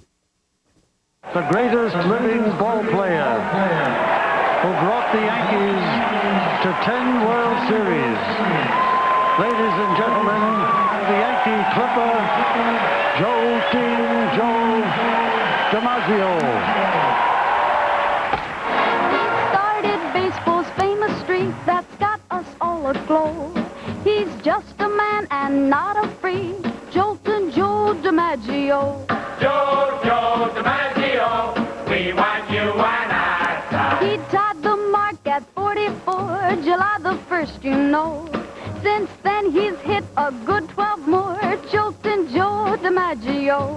Joe DiMaggio, we want you and I. From coast to coast, that's all you'll hear of Joe, the one-man show. Our kids will tell their kids his name, Joltin' Joe DiMaggio. We dream of Joey with the light from back. Hello, Joe. What do you know? We need a hit, so here I go. Strike one. Ooh. Strike two. Fill that up, Larry. Yeah! Joe DiMaggio. We want you on our side. How about that?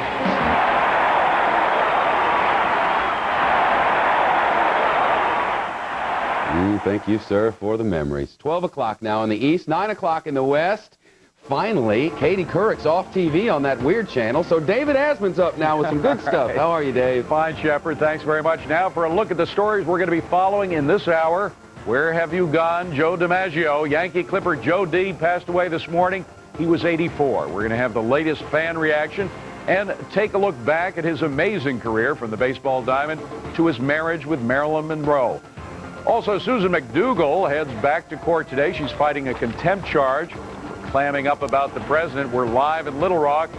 And can big government save you from your HMO? It's a final part in our 5-part series, HMO Code Blue. All those stories and a lot more ahead. But first, we turn to Lauren Green at the Fox News Desk. Hi, Lauren. David, thank you very much. Good day to you. Good day to you, everyone. America lost a baseball legend. Joe DiMaggio died early today at his home in Hollywood, Florida. He was 84. Baseball Commissioner Bud Selig said DiMaggio, an immigrant son, represented the hopes and ideals of America. DiMaggio played 13 years with the New York Yankees, and one of his former teammates says DiMaggio's 56-game hitting streak is one of baseball's most enduring records. That's going to be hard to break, I'll tell you that. 56-game hitting streak, and maybe somebody will do it. Maybe I won't be around to see it, but that's going to be hard to break. I don't care what my ball player is. The Yankee Clipper was elected to Baseball's Hall of Fame in 1955, 4 years after he retired, and we'll have more on the life and legacy of Joe DiMaggio coming up. Famed film director Stanley Kubrick died of natural causes. An autopsy confirmed that today. Kubrick was famous for films like Dr. Strangelove, 2001: Space Odyssey, and Full Metal Jacket. His newest film, Eyes Wide Shut, is due out in July. Steven Spielberg says Kubrick copied no one, while every other director scrambled to imitate him. Stanley Kubrick was 70. Country superstar George Jones is fighting back for his life. Doctors say he's making an amazing recovery and may be taken off a ventilator today. Jones was talking on his cell phone when he lost control of his car and smashed into a bridge. His doctors say he was at death's door when he arrived at the hospital.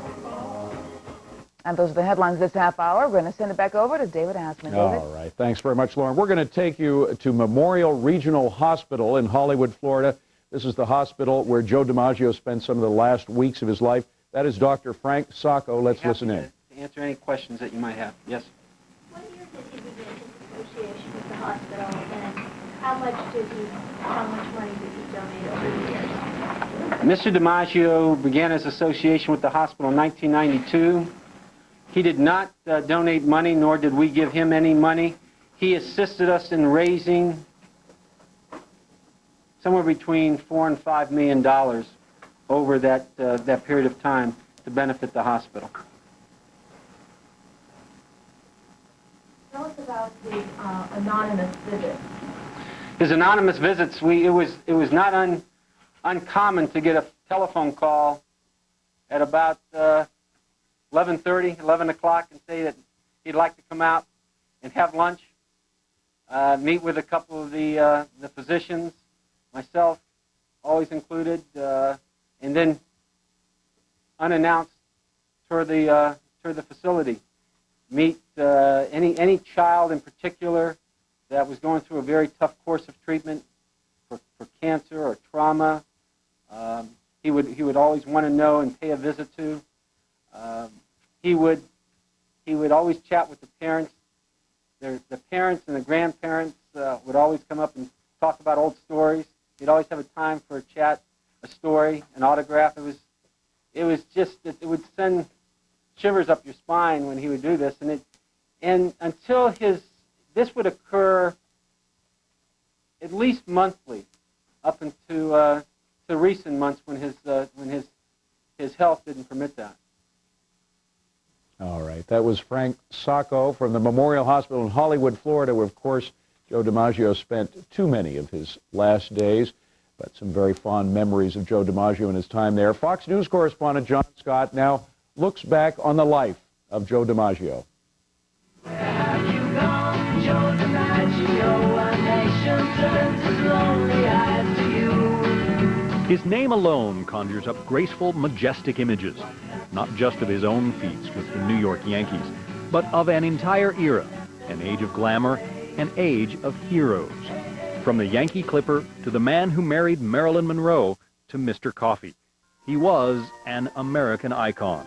Of course, he was my idol. All of a sudden, I'm sitting there next to him dressing. I know he must have been tired of me staring at him all the time, because I was scared to talk to him. But every time he'd come in, I just like, God, there's Joe DiMaggio. I'm sitting here by Joe D. DiMaggio was the fourth son of a San Francisco fisherman, but instead of combing the waters, he followed the path of his older brother, Dom, onto the ball field, playing pro ball for the San Francisco Seals of the Pacific Coast League. There, he put together an unheard-of 61-game hitting streak. For DiMaggio, it would be a mere hint of things to come. When DiMaggio joined the Yankees in 1936, Babe Ruth said, "Welcome to the club, Joe," the one and only time the great Bambino ever called a rookie by his real name. During a 13-year career plagued by injuries and interrupted by an Army stint during World War II, the man known as the Yankee Clipper won 3 Most Valuable Player awards, was elected to the All-Star team every year he played, carried home 2 batting titles, a pair of home run crowns, and twice led the league in RBIs. On the field, his trademark was catching the uncatchable, effortlessly in full stride. DiMaggio used his 6-foot 3-inch frame to develop one of the most dangerous and accurate arms in the history of the game.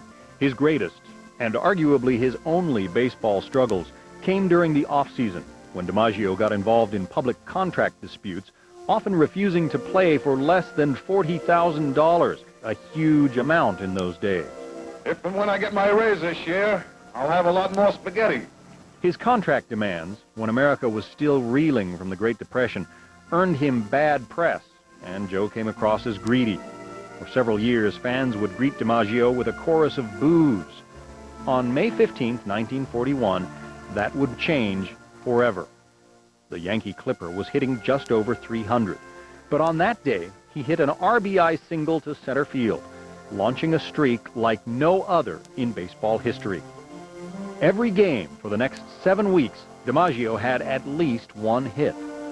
43 games later, DiMaggio's streak would be the focus of enormous national attention and a song. Joe DiMaggio, we want you on our side. When it was over, he had hit safely in 56 games, and in more than half a century since, no other major leaguer has come within a dozen games of the streak. Injuries eventually would do what no pitcher could, stop Joe DiMaggio. Bone spurs in his heels, ulcers attributed to his drinking 6 cups of coffee and smoking a pack of cigarettes before every game, a slew of muscle tears and strains, and a couple of broken bones forced Joe to often play through excruciating pain. After 13 years in the majors, Joe couldn't take the pain anymore. And after winning his 9th World Series in pinstripes, the Yankee Clipper retired. He became an announcer and an endorser. His adoring audiences followed. But it was a young sex symbol who launched the next stage of DiMaggio's celebrity. After seeing Marilyn Monroe in a publicity photo with Gus Zernial, an outfielder for the Philadelphia Athletics, Joe, whose first wife, Dorothy Arnold, was also in movies, wanted to meet the popular blonde. An arranged dinner in 1953 between Joe and Marilyn led to marriage vows a few months later. Though they had enough celebrity power to last a lifetime, their marriage did not. Joe wanted Marilyn to stop making movies. She refused. And after just 10 months together, Joe accepted a divorce. But for years after, Marilyn leaned on him after a failed movie or relationship. When she died, Joe took charge of her funeral arrangements, oversaw a private service, and for the next 20 years, Joe had roses placed on her grave twice a week. In recent years, he kept a relatively low profile. Product promotions, old-timers games, celebrating major moments in baseball history, and supporting a children's hospital in Florida, which bears his name. In an age when sports heroes often are known as much for their failings as their successes, DiMaggio is an icon for another America, a leader of grace and dignity. More than just an athlete, he was a true sportsman, a legend. What's that you say, Mrs. Robinson? Joe has left and gone away. Hey, hey, hey. Hey, hey, hey.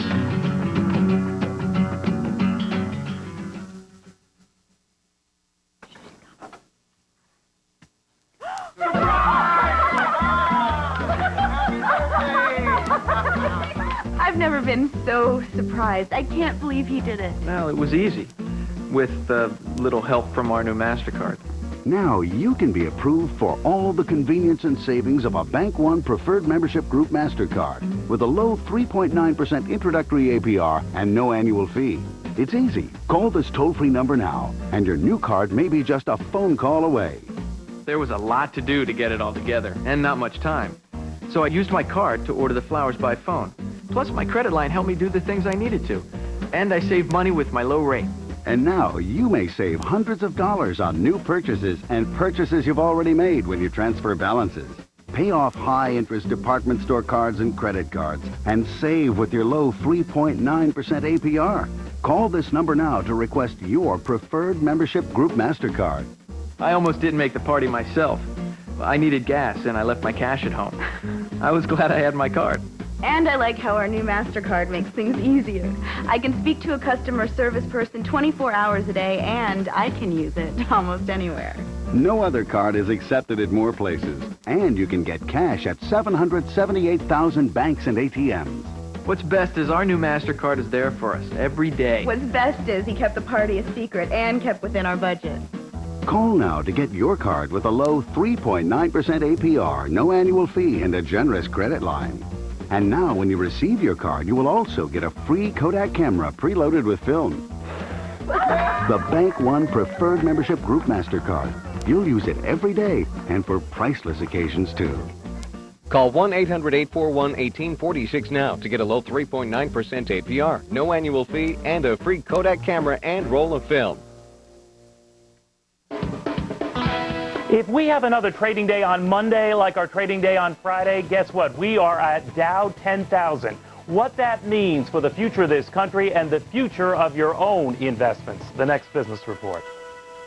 I'm Paula Zahn. Clinton pal Susan McDougal's contempt case begins, but will it mean more contempt for Ken Starr? Plus, find out why some say a state investigation of SEAL shootings smells fishy. Tonight on the Fox Report. Welcome back. Our national pastime lost one of its pillars today. Yankee Clipper Joe DiMaggio died early this morning. He was 84 years old. Yankee Stadium may have been the house that Ruth built, but Joltin' Joe made it roar. Standing by it live with the latest from the Yankees spring training complex down in Tampa Bay, Legends Stadium, Fox News correspondent Brian Goff. Brian? Well, David, this place is called Legends Field for the very reason of the history of the Yankees. The legends that have come through this team, and Joe DiMaggio was second to none, of course. You can see behind me the flags are at half-mast to honor Joe DiMaggio, who died overnight. And fans who lined up here today for tickets for tonight's game against the Phillies all were aware of the fact that Joe DiMaggio had passed away. Out in front near the ticket office are the retired numbers and plaques of all the Yankee greats, and dead center of them all was Joe DiMaggio. And people gathered around that today to take their picture next to the plaque and next to the big number 5 that's been retired. And speaking of that number, David, the Yankees plan to wear the number 5 on their sleeve throughout this coming season. All right, Brian, we've got to leave it at that. We're going to be coming back to you throughout the day. Joining us now in the studio to tell us more about the unforgettable impact Joltin' Joe DiMaggio had on the game of baseball, the owner of Mickey Mantle's restaurant, William Lederman. Thanks for being here, sir. Glad to be here. Thank you. Appreciate you coming in. Joltin' Joe was number 5. The Mick was number 7. How do you compare the two players? Well, they both had very similar careers. They both won 3 MVP awards. Joe played in 10 World Series, won 9. Mickey played in 14 and won 10. When you think of those numbers, I mean, the total dominance of those two teams had in their era was astonishing. I mean, to be in 14 World Series in a 17-year career, to be in 10 in a 13-year career for DiMaggio, to win 9 of them. I mean, these were two players that were icons that caught the imagination of the whole country at a time when the media wasn't like it is today. Did the Mick and Joe DiMaggio get together at all? Did they enjoy trading stories and hanging out together? Yeah, they played 1 year together. It was Mickey's rookie year, was Joe's last year. And Mickey was in awe of Joe, and Mickey always was a little intimidated by Joe. And over the years, other than old-timers day, Mickey Mantle was intimidated? I can't imagine him being intimidated by anybody. Joe was the greatest, and Mickey was coming up in the stadium and lockered next to him, and he was the guy he was looking up to. And other than brief meetings at old-timers day, they pretty much kept their own separate ways. Now, of course, Mickey Mantle, even though he did live a fairly full life, he did die young a couple of years ago, relatively young compared to Joe. Did they, in their last years, talk? They lived in the same city, right? I mean, did they converse? Did they play together? Did they go out drinking together? I guess pretty much only on Old Timers Day. I mean, I think there was a gap that separated the two of them experientially. They were from a different era. But again, I think that if you look at Michael Jordan or Muhammad Ali and the amount of media coverage they got in the era that they played in, for these two guys to get the kind of attention they got and to earn the national love that they got, that's pretty astonishing. Bill, we only have 10 seconds. Was Joe DiMaggio the greatest? Great, but not as great as Mickey. Okay. You had to be true to the man whose restaurant you take care of. William Lederman, thank you very much for joining us. Got to take a short break. We're going to be right back with a lot more.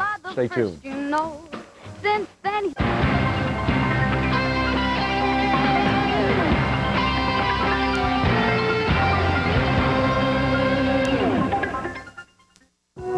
What if Lipper Analytical named you the #1 general equity fund of the last 10 years? The Kaufman Fund. And if Fortune's Retirement Guide ranks you as one of the best mutual funds 7 years in a row? The Kaufman Fund. And if Smart Money Magazine recently named your managers as among the most influential in the mutual fund industry, you would be the Kaufman Fund, investing in small companies with substantial growth prospects. The Kaufman Fund, 800-797-2972. Call now for your free prospectus.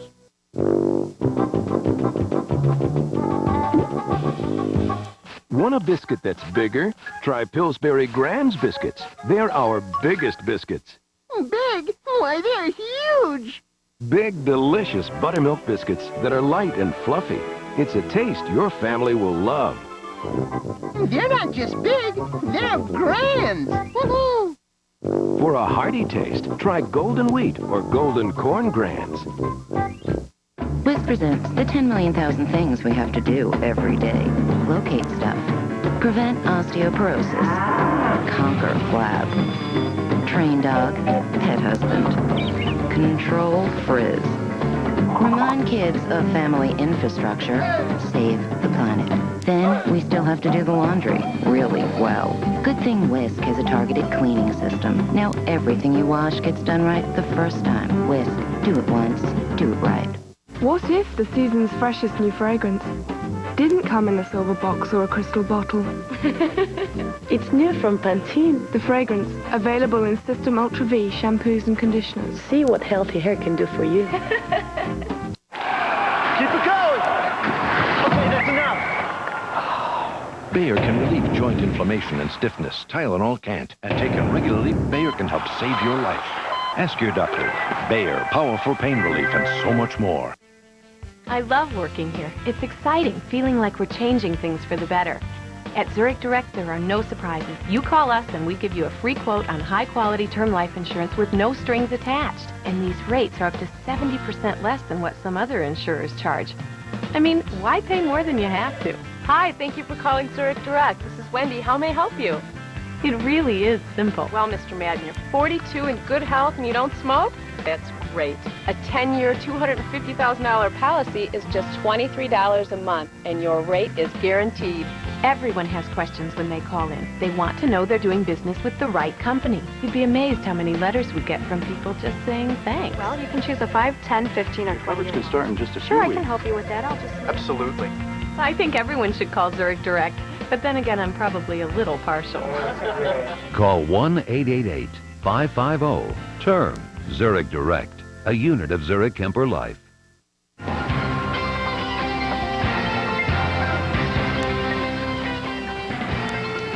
Welcome back.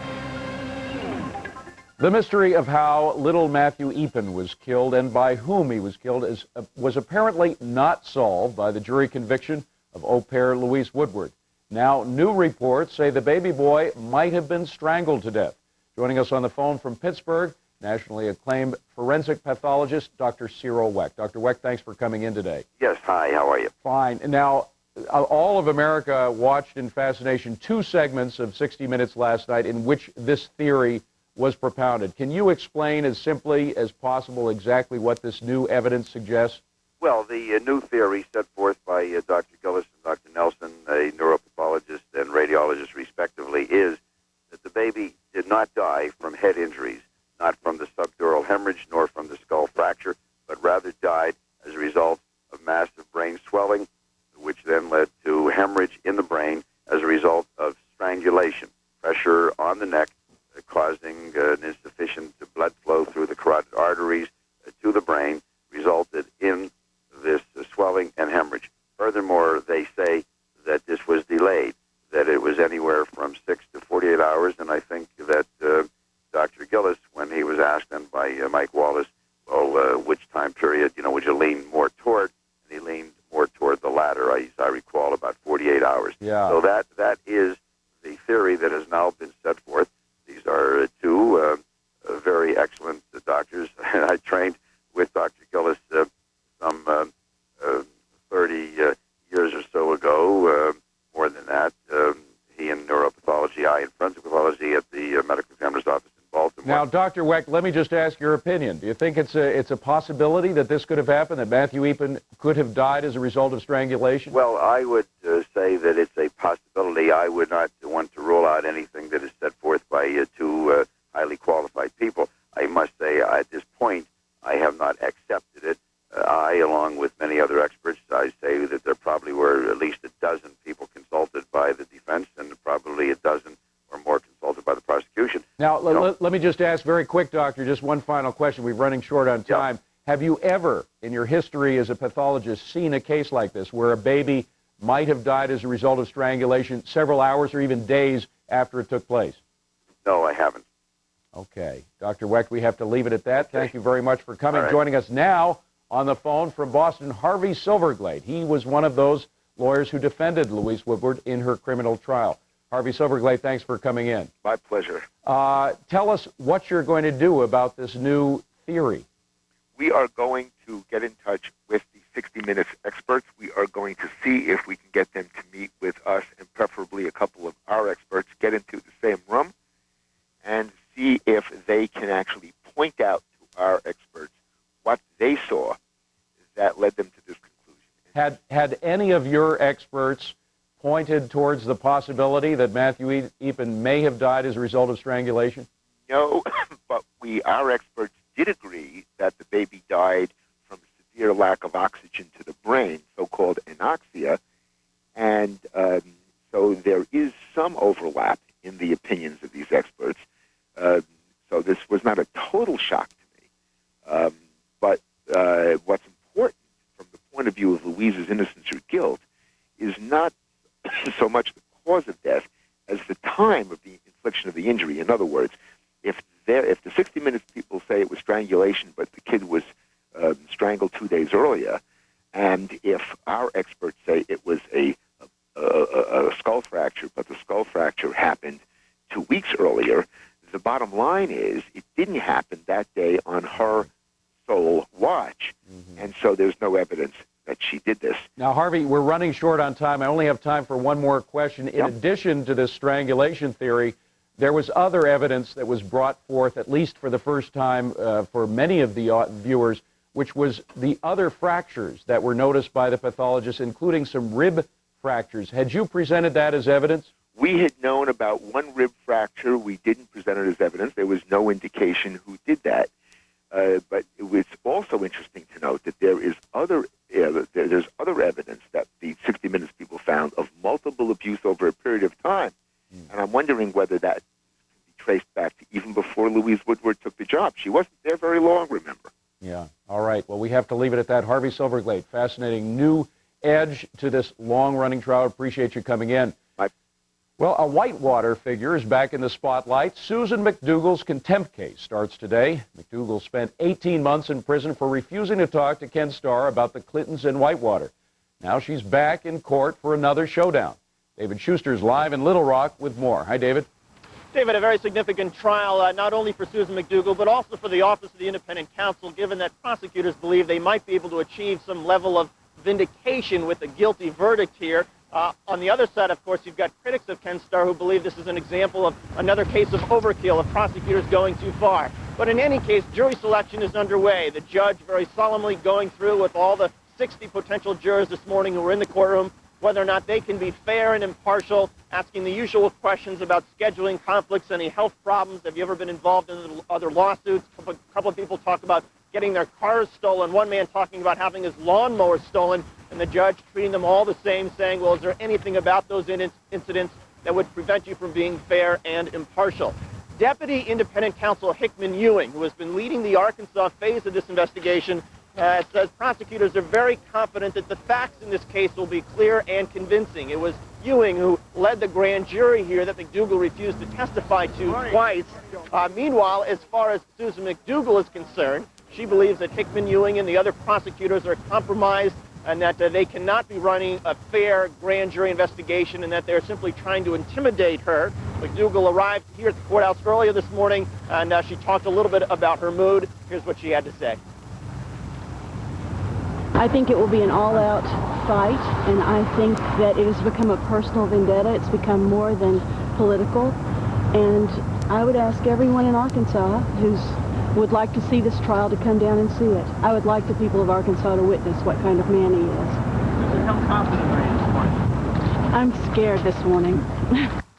This is the same judge who led McDougal's trial 3 years ago when she was convicted of Whitewater fraud, and what's so interesting about this trial, David, is that we will see a few of the same prosecutors who led that case are actually going to take the witness stand. The tables will be turned. They're going to try and show that they acted reasonably with Susan McDougal, but they will face a cross-examination by her lawyer as part of McDougal's effort to show that the prosecutors went beyond the line. David? All righty. David Schuster from the windy city of Little Rock. We thank you very much for that update, David.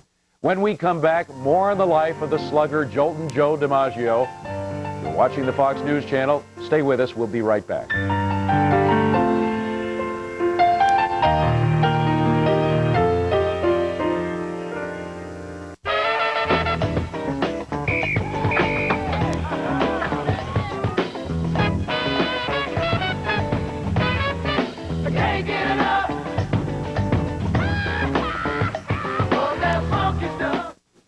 I sent the kids on an Easter egg hunt. But look, Jell-O egg jigglers. Easter eggs that move when you eat them. And they're all for me. Sharing's good, too. Jell-O jigglers in fun to make Easter shapes. Boogie woogie, rumbling round, nothing else like it around. It's got yogurt, blended right in, with the creamy taste of butter, you try again. The creamy taste of butter with half the fat and calories. It's sheer bliss. Brummel and Brown, the only spread blended with the goodness of yogurt. Popping with the beat, whatever we eat, with Brummel and Brown. Boogie woogie, Brummel and Brown, creamy, dreamy, Brummel and Brown. Must be Brummel and Brown. I'm a musician and I run a business. And all my training was in music, certainly not in finance. What did you spend on your Visa card? Who did you write checks to? This statement from my command accountant tells me exactly where I stand, what my investments have paid me, all those questions that are on all those tax forms. Virtually every answer is somewhere in here. Prudential's command account makes me look and feel as if I've frankly had some financial training.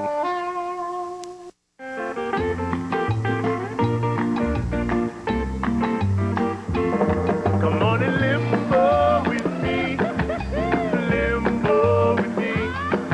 Shake it to the toe, shimmy way down low. Come on and limbo with me. All together, limbo with me.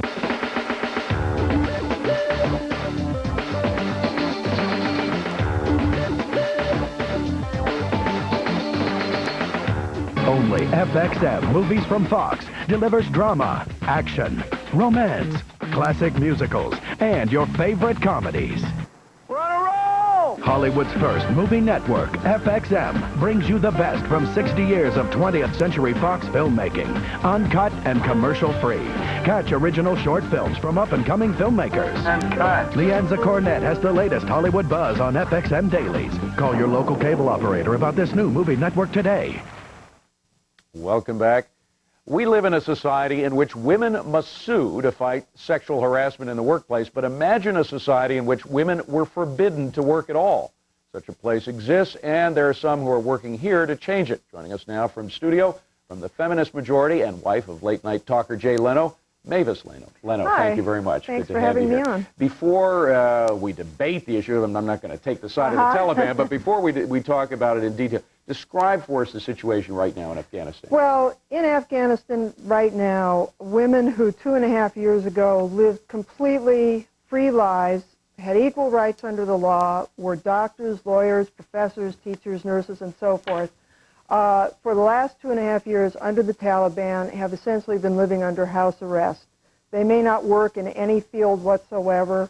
They may not be treated by male doctors, and since women aren't allowed to work as doctors, they, for the most part, go without medical treatment.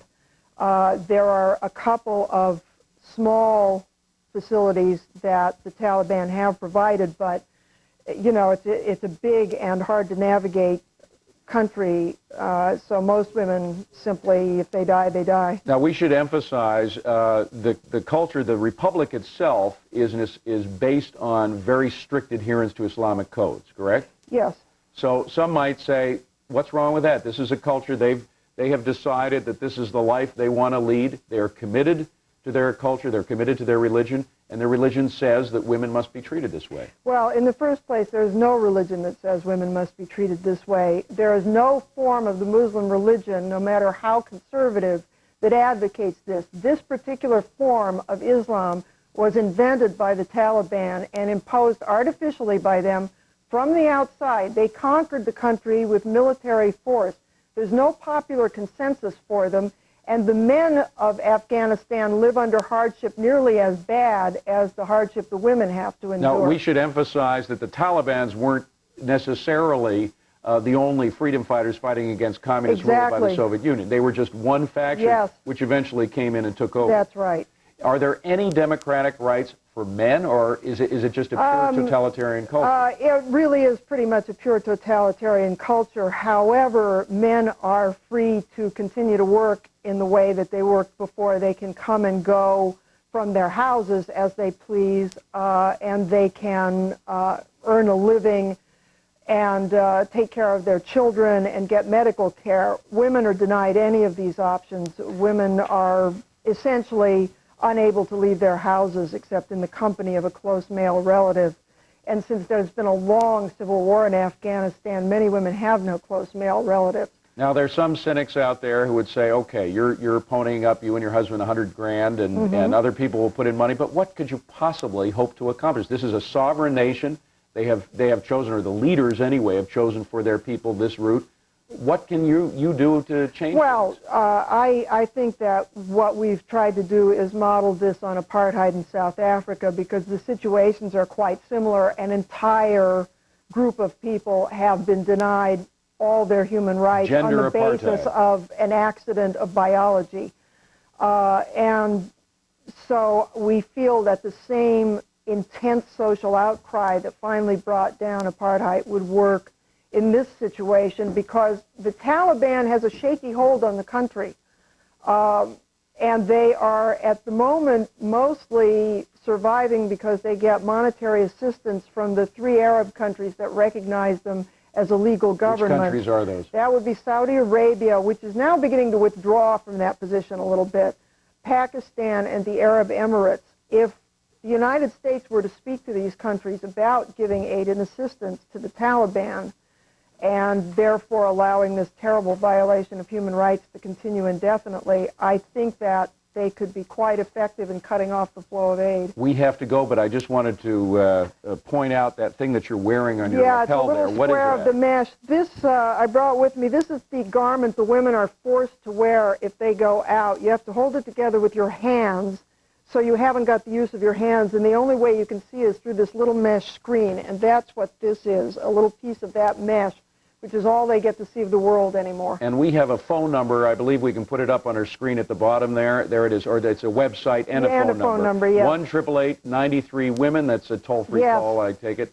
And feminist.org. And we'll tell you exactly what you can do to take action on this. All right. Mavis Leno, thank you very much for coming in. Appreciate it. We have to get checked in with the top stories of the day, and for that we turn, as usual, to Lauren Green. Good to see you, Lauren. Good to see you too, David. Thank you very much. Sure. Good day, everyone. The baseball world lost a legend. Joe DiMaggio died today at the age of 84. Joltin' Joe had been in and out of intensive care since undergoing lung cancer surgery in October. Fox News correspondent John Scott looks back on the Yankee Clipper. Have you gone, Joe DiMaggio? A nation turns its lonely eyes to you. His name alone conjures up graceful, majestic images, not just of his own feats with the New York Yankees, but of an entire era, an age of glamour, an age of heroes. From the Yankee Clipper to the man who married Marilyn Monroe to Mr. Coffee. He was an American icon. When DiMaggio joined the Yankees in 1936, Babe Ruth said, "Welcome to the club, Joe," the one and only time the great Bambino ever called a rookie by his real name. During a 13-year career plagued by injuries and interrupted by an Army stint during World War II, the man known as the Yankee Clipper won 3 Most Valuable Player awards, was elected to the All-Star team every year he played, carried home 2 batting titles, a pair of home run crowns, and twice led the league in RBIs. On the field, his trademark was catching the uncatchable, effortlessly in full stride. In an age when sports heroes often are known as much for their failings as their successes, DiMaggio is an icon for another America, a leader of grace and dignity, more than just an athlete. He was a true sportsman, a legend. What's that you say, Mrs. Robinson? Joltin' Joe has left and gone away. Hey, hey, hey. Hey, hey, hey. And in other news today, the death sentence against Timothy McVeigh stands. The Supreme Court rejected his appeal. McVeigh was convicted and sentenced to death for the 1995 bombing that killed 168 people.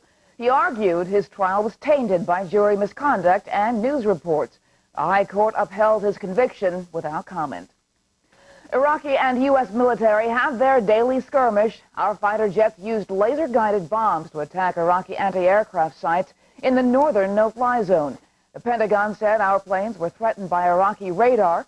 Iraq's military says their air defenses forced the attacking aircraft out of the area and that 1 person was injured. President Clinton is in Nicaragua. He was welcomed by an honor guard of children and Nicaragua's president, Arnaldo Alemán. It's the first stop on Clinton's 4-day tour of regions devastated by Hurricane Mitch.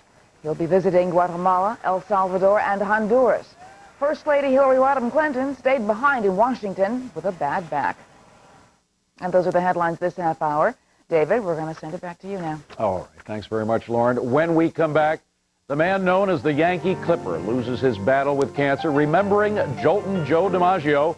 We'll have full coverage next right here on the Fox News Channel. Stay tuned.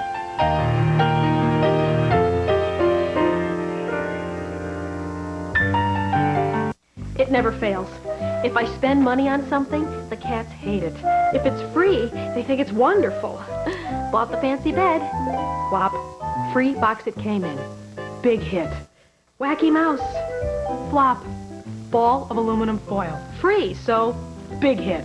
So I knew my cats would love this fun play center. Why? I got it free, just for using my First USA Cat Lovers Platinum MasterCard. Let the world know you love cats with the First USA Cat Lovers Platinum MasterCard. And if you call right now, you'll get this Cat Play Center, a $39 value, free with your first purchase or balance transfer. The First USA Cat Lovers Platinum MasterCard is like a reward for your good credit. There's no annual fee and a low introductory interest rate of 3.9% that goes up to just 12.99% after 6 months. Plus, you can choose from 3 charming cat designs. Don't tell them, but I picked the one with the white cat. You get all the privileges that come with a Platinum MasterCard, like our special warranty program for those high-ticket purchases, lost luggage protection, even airline flight insurance. And every time you use it, you let everyone know you're a cat lover. Now shopping is even more fun. With our low introductory rate of 3.9%, you can transfer balances from your high-rate cards to your Cat Lovers Platinum MasterCard and save hundreds of dollars in interest. Think of what you could do with all that extra money. Well, now that they've got the play center and my belt, I guess they don't need any more toys. Don't forget, you get the Cat Play Center with your first purchase or balance transfer. So call and apply today. Call 1-800-626-5408 to apply for a First USA Cat Lovers Platinum MasterCard and get this fun Cat Play Center, a $39 value, free with your first purchase or balance transfer. 1-800-626-5408.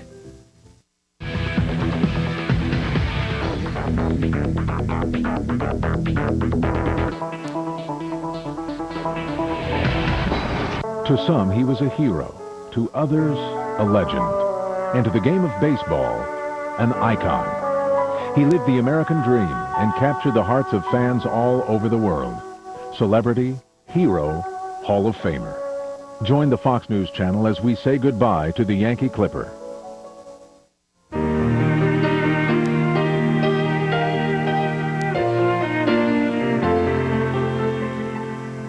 His 56-game hitting streak, still probably the most sacred record in baseball. Plus, he stole the heart of America's most loved sexual screen siren. His name is Joe DiMaggio, and one nickname just wasn't enough for the Joltin' Joe. Joining us now in studio to remember him, from Sports Business Journal, Bert Sugar, and the co-host of Fox on Sports, our own Brian Kilmeade. Gentlemen, I should mention right off the bat, the mayor of New York, Rudolph Giuliani, has just renamed the West Side Highway, sort of a no-name highway, into Joe DiMaggio Highway. It is now being named after Joe DiMaggio, the first probably of countless tributes. No, Bert? It won't help the traffic jams. No, but it's the only thing that'll put a nice edge to being on that highway is knowing that you're on Joe DiMaggio Highway. Yeah, a lot of great memories. Now, when you're talking about this guy, we talk about it as the guy that walked by we see on television. Bert, you know him. I had the pleasure of knowing Joe DiMaggio, and he was a wonderful person. He put up almost a guard-all shield around him, and it was part because of the fact he was shy originally. He really had no schooling, and he was learning. He then, once he learned, and he was very, very smart, then kept that shield up so that you really couldn't get to know him. And I got to know him, and I have to tell you that he told wonderful stories. He had a great memory. I once got him to talk about Marilyn Monroe. What did he say about Marilyn? Fill us in. Well, of course, he had the greatest line about Marilyn Monroe I ever heard. She came back on a plane from Korea after entertaining the troops over there in 1950, and she said, "Joe, you've never heard such cheering." He said, "Yes, I have." Yes. And then when he was asked what it was like being married to Marilyn Monroe, he said, "It's better than rooming with Joe Page." I mean, he had a wonderful sense of humor. How much of his fame was due to the Marilyn Monroe mystique? Because it just compounded with that. He was out of baseball when he married her.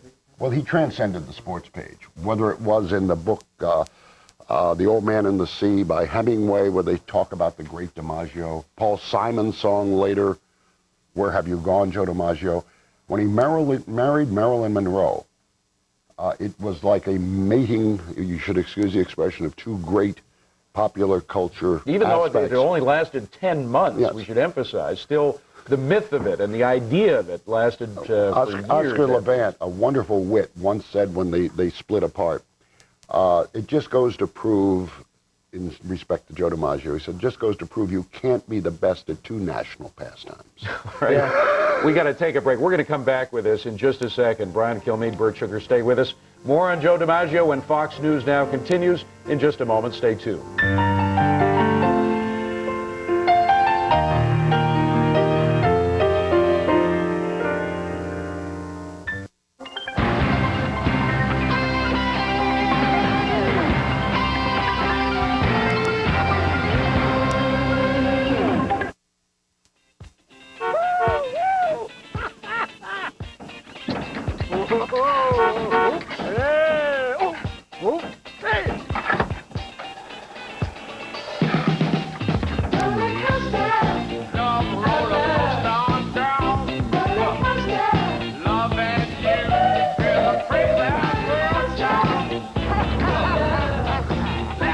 Crystal Clear Amoco Ultimate. You expect more from a leader, and you get it.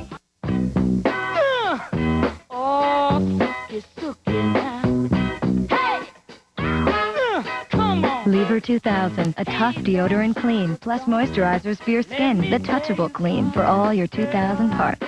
These days in Washington, there's more heartburn than ever, and more burning, and more pressure. More pain. It's time someone did more about it, too. Alka-Seltzer does more, with more medicines to speed complete relief to your worst heartburn and pain. Alka-Seltzer, more complete heartburn relief. Craftsman has come up with another smart solution that simplifies projects and saves you time. The Craftsman Speedlock Drill and Driver System, exclusively from Sears. This patented Speedlock Quick Connector is the heart of the system. It fits any drill and works with keyed or keyless chucks. The Speedlock's simple click-in, click-out action makes changing bits so easy you can do it with one hand without re-chucking. With the collar snapped back, the bit is securely locked, and you're ready to drill with any of the 7 hex shank drill bits that are included with the system. The Craftsman Speedlock system also includes this magnetic screw guide. It makes driving screws easier, faster, and safer. And you'll really love the screw guide sleeve. It acts as a stabilizer and guide, so you don't have to use your fingers to hold screws while you drive them, and they go in straight every time. The screw guide comes with 7 different screwdriver bits, so you can work with Phillips, slotted, or square head screws. At just $19.99, the Craftsman Speedlock system is essential for anyone who owns a drill. Choosing the right tool can make any job go more smoothly. And with the Craftsman Speedlock system, drilling and driving is faster, safer, and easier. Whether you're working around the house, remodeling, or building crafts, Speedlock saves time and energy. The exclusive innovative design turns any drill into an efficient tool you can count on for high-quality performance every time. The Craftsman Speedlock system makes work easier, and with its revolutionary quick change design, it's the fast, convenient way to tackle all types of drilling and driving projects. It's just one more example of how Craftsman makes anything possible. And because it's from Sears, your satisfaction is guaranteed or your money back. Call now to order your 16-piece Speedlock system for only $19.99 plus shipping and handling. You'll receive the quick connector, screw guide, 7 Speedlock drill bits, 7 screwdriver bits, and a convenient storage case. Use your Sears card or other credit card and call 1-800-235-7007. That's 1-800-235-7007. Call right now. As a batter, the thing that sticks in your mind, sticks in my mind, is how totally motionless he is with the bat cocked at the plate as the pitcher's delivering the ball. Just absolutely still, and then whack. I would say that Joe DiMaggio is about as untarnished a celebrity as we've ever had. And talking in studio about Joe DiMaggio, his life, the legend Bert Sugar, from the Sports Business Journal, and our own Brian Kilmeade from Not Fox, yet a legend. From Fox on Sports. Not yet a legend, but working his way there. Brian, you know, a lot of people looked at Mark McGwire and said he wasn't necessarily a pretty player. You know, he'd whack at the ball, but he didn't have the sort of the grace, the follow through. Many people said he didn't look good as good as Sammy Sosa. Joe DiMaggio, though, when you watched him play, there was a style, there was a grace and elegance to the way he played baseball. And evidence, because we're talking about this guy as an American legend, as his icon, yet his stats are great, but they're not superstardom. Where look at Michael Jordan and say, this guy simply stood out. Good-looking guy, sure he has charisma, but he is by far the best player in basketball history. Maybe there might be a guy that approaches him. Joe DiMaggio, stat-wise, Bert, was not the best player to ever play, but yet he might be the most well-known. But we look at stats for what they are. This man was a complete package. It wasn't just batter like Ted Williams. Joe DiMaggio was seamless. He was flawless. Fielding. You look at him on the field. It was beautiful. He could take down a ball that you thought, and I once asked Joe about this. I said, how did you start running before the batter made contact? He said, I knew where the ball was going. And Yogi Berra said this morning, he said he always caught the ball chest high. He always got there in time, but yet he wasn't the fastest guy because he would never be caught sliding. Well, he never ran to the wrong base, said Casey Stengel. Never threw to the wrong base. He was flawless. I once asked Joe, just kiddingly, could you have made the catch that Willie Mays made in the '54 series against the Indians? The famous one over his head. Yeah, when Vic Wertz I remember that. His answer, I wouldn't have lost my cap. Oh, Yeah. man. And his other great line was regarding George Wonderful. Steinbrenner, That's wonderful. and people saying how much would he make now if he was Joe DiMaggio playing in the '80s. And what was his great line? I'd own part of the team. Yeah, high partner. He once was in a negotiating discussion, which was a little bit more heated than that, with the Yankees, and they were offering him $37,500 a year. And the then general manager, Ed Barrow, said, we only pay Mr. Gehrig $40,000. He said, he's underpaid, says DiMaggio. Pay him more. Wow. How did he get along with Joe DiMaggio? Yogi Berra, of course, had a long feud with Steinbrenner. Did DiMaggio get along with the owners of the Yankees in the later years? Oh, sure. But the one thing he always was upset about, and it's a moment that everyone remembers, he had a deal. He'd come to the ballpark on Old Timers Day. He was always to be announced as the last player. And, says Bob Shepard, here's the greatest living ball player of all time, Joe DiMaggio. 1978. Steinbrenner on Old Timers Day announces after DiMaggio that Billy Martin has been rehired. You have never heard more expletive deletes in your life. That's the only time I ever heard him use a four-letter word. Is that right? Because his deal was... certain things. Like I went to when you go in the Yankee locker room Old Timers Day, I did 3 or 4 of them, and it's like the who's who of baseball. It says Cooperstown comes to life. And the Yankees of like the Don Mattingleys of the world, the Reggie Jacksons, were in awe of Joe DiMaggio. We got to leave it at that. Brian Kilmeade, Bert Sugar, thank you both for coming in. Thank you. Make sure to tune into a Fox News Channel special presentation, The Yankee Clipper. Look back at the life of Joe DiMaggio. That's at 11 p.m. Eastern Time tonight. We're going to be right back. Stay tuned.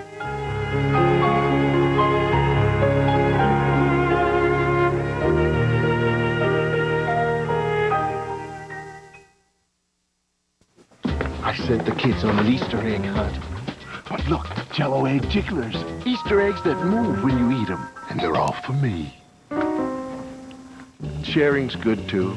Jello jigglers in fun to make Easter shapes. Mortgage interest rates have been slashed to some of their lowest levels ever. The time to refinance is right now. Just call DiTech Funding at 1-800-71-FIXED. Today's low 30-year fixed rate is just 7%, APR 7.261%. There are no points, no deposits, and rates will never go down to 0. So what are you waiting for? It's smart financing from DiTech Funding. Refinance now to a low 30-year fixed rate of just 7% with 0 points. Call 1-800-71-FIXED. Well, Ray, it's crunch time now. Right you are, Ted. Look, you got hungry kids coming on strong up the middle and around in. Mom needs a big play to satisfy him. Watch, she goes right for the Totino's pizza roll. Tasty move. The great taste of pizza in bite-sized rolls. She spins to the microwave. Does she have enough time? Here they come. She rolls left. Oh, she rolls right. Totino's Pizza Roll. Sensational. And it looks like a big win for the home team. Let's see that again. Frequent heartburn. Is it worse at night, especially after dinner? Have you treated it, even changed your diet, but still suffer 2 or more days a week? Has your heartburn been a persistent problem for you? Your heartburn may be due to a potentially serious condition called acid reflux disease. Ask your doctor about Prilosec. For many people, 1 capsule daily provides 24-hour complete heartburn relief. Ask your doctor about Prilosec and if it's right for you. The most common side effects are headache, diarrhea, and abdominal pain. Want 24-hour heartburn relief with 1 daily dose? Ask your doctor about the 24-hour complete heartburn relief that's possible with Prilosec.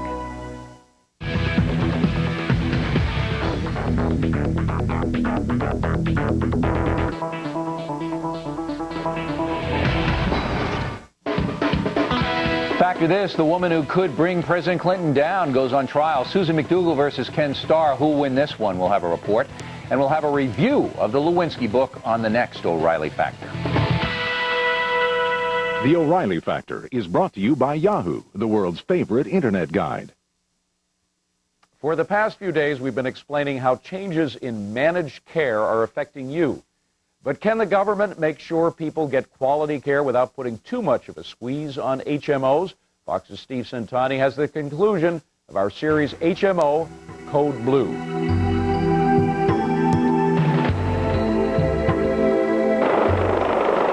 Critical life and death decisions are made every day in the nation's hospitals. But now, health care reform has become a critical issue in the nation's capital. I ask us to join together across party lines and pass a strong, enforceable Patients' Bill of Rights. Just as skyrocketing health care costs gave rise to HMOs, patients' complaints triggered a congressional push last year for a Patients' Bill of Rights. But it fell victim to partisan politics. This year, a new attempt, and possibly another round of partisan warfare, with competing Republican and Democratic plans in both the House and Senate. They do agree on several key points. One, that patients should have direct access to hospital emergency rooms without HMO authorization and be covered for any reasonable emergency. Another point of agreement, women should have direct access to OB/GYN services and under some plans be allowed to use their OB/GYN as a primary doctor. Most bills also ensure that families have direct access to pediatric care and can use their pediatrician as a family doctor. And finally, they agree on avenues of appeal. If coverage is denied after an internal review, patients would be able to go to an independent review board, which would then decide if the service is medically necessary. But there are major points of disagreement. The biggest of all, the question of lawsuits. Isak Nagosian claims he lost both his legs because of HMO negligence. They never tried to treat me. They never tried to refer me to some specialist. But Nagosian was told that, like 125 million other Americans, he cannot sue his HMO because of a 1974 federal law. It prohibits patients from suing their health insurance company under state law. They can sue in the federal court, but only for the actual cost of the treatment denied, not lost wages or punitive damages. Georgia's Charlie Norwood is a Republican who agrees with the Democrats that lawsuits ought to be allowed. The problem is, if the value of your benefit is $200, it's not likely you're going to expend $20,000 to go to court to win the $200. But the Republican leadership wants disputes handled out of court. What I'd like to do is, at HMOs, when there's a problem, have a resolution to the problem. What they want is more lawsuits. The other major point of disagreement is the question of who decides what's medically necessary, and therefore what should be covered by insurance. Right now, HMOs decide, not the doctor. The only individuals who should deal with patient care are physicians. Democrats would take some medical decisions away from HMOs, while Republicans insist controls are necessary to keep costs down. Health insurance lobbyists agree. Last year, they spent about $60 million lobbying against HMO reform. They're gearing up again this year. Government mandates will increase the cost of insurance and make it less affordable. And the result of that is that employers and other premium payers may stop providing coverage, and it'll mean more Americans will be uninsured. But with more Democrats in the House this year and the 2000 election just around the corner, momentum is building for HMO reform. And the battle lines are drawn. A key Republican attacked the Democratic plan.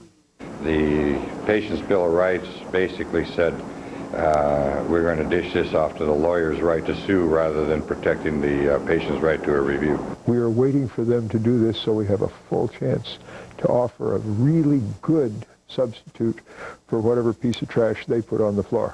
HMO reform is caught in a collision of three powerful forces: national politics, patient unrest, and soaring health care costs. And even though it's a high priority in Congress, Its prognosis is anything but clear. In Washington, Steve Centani, Fox News.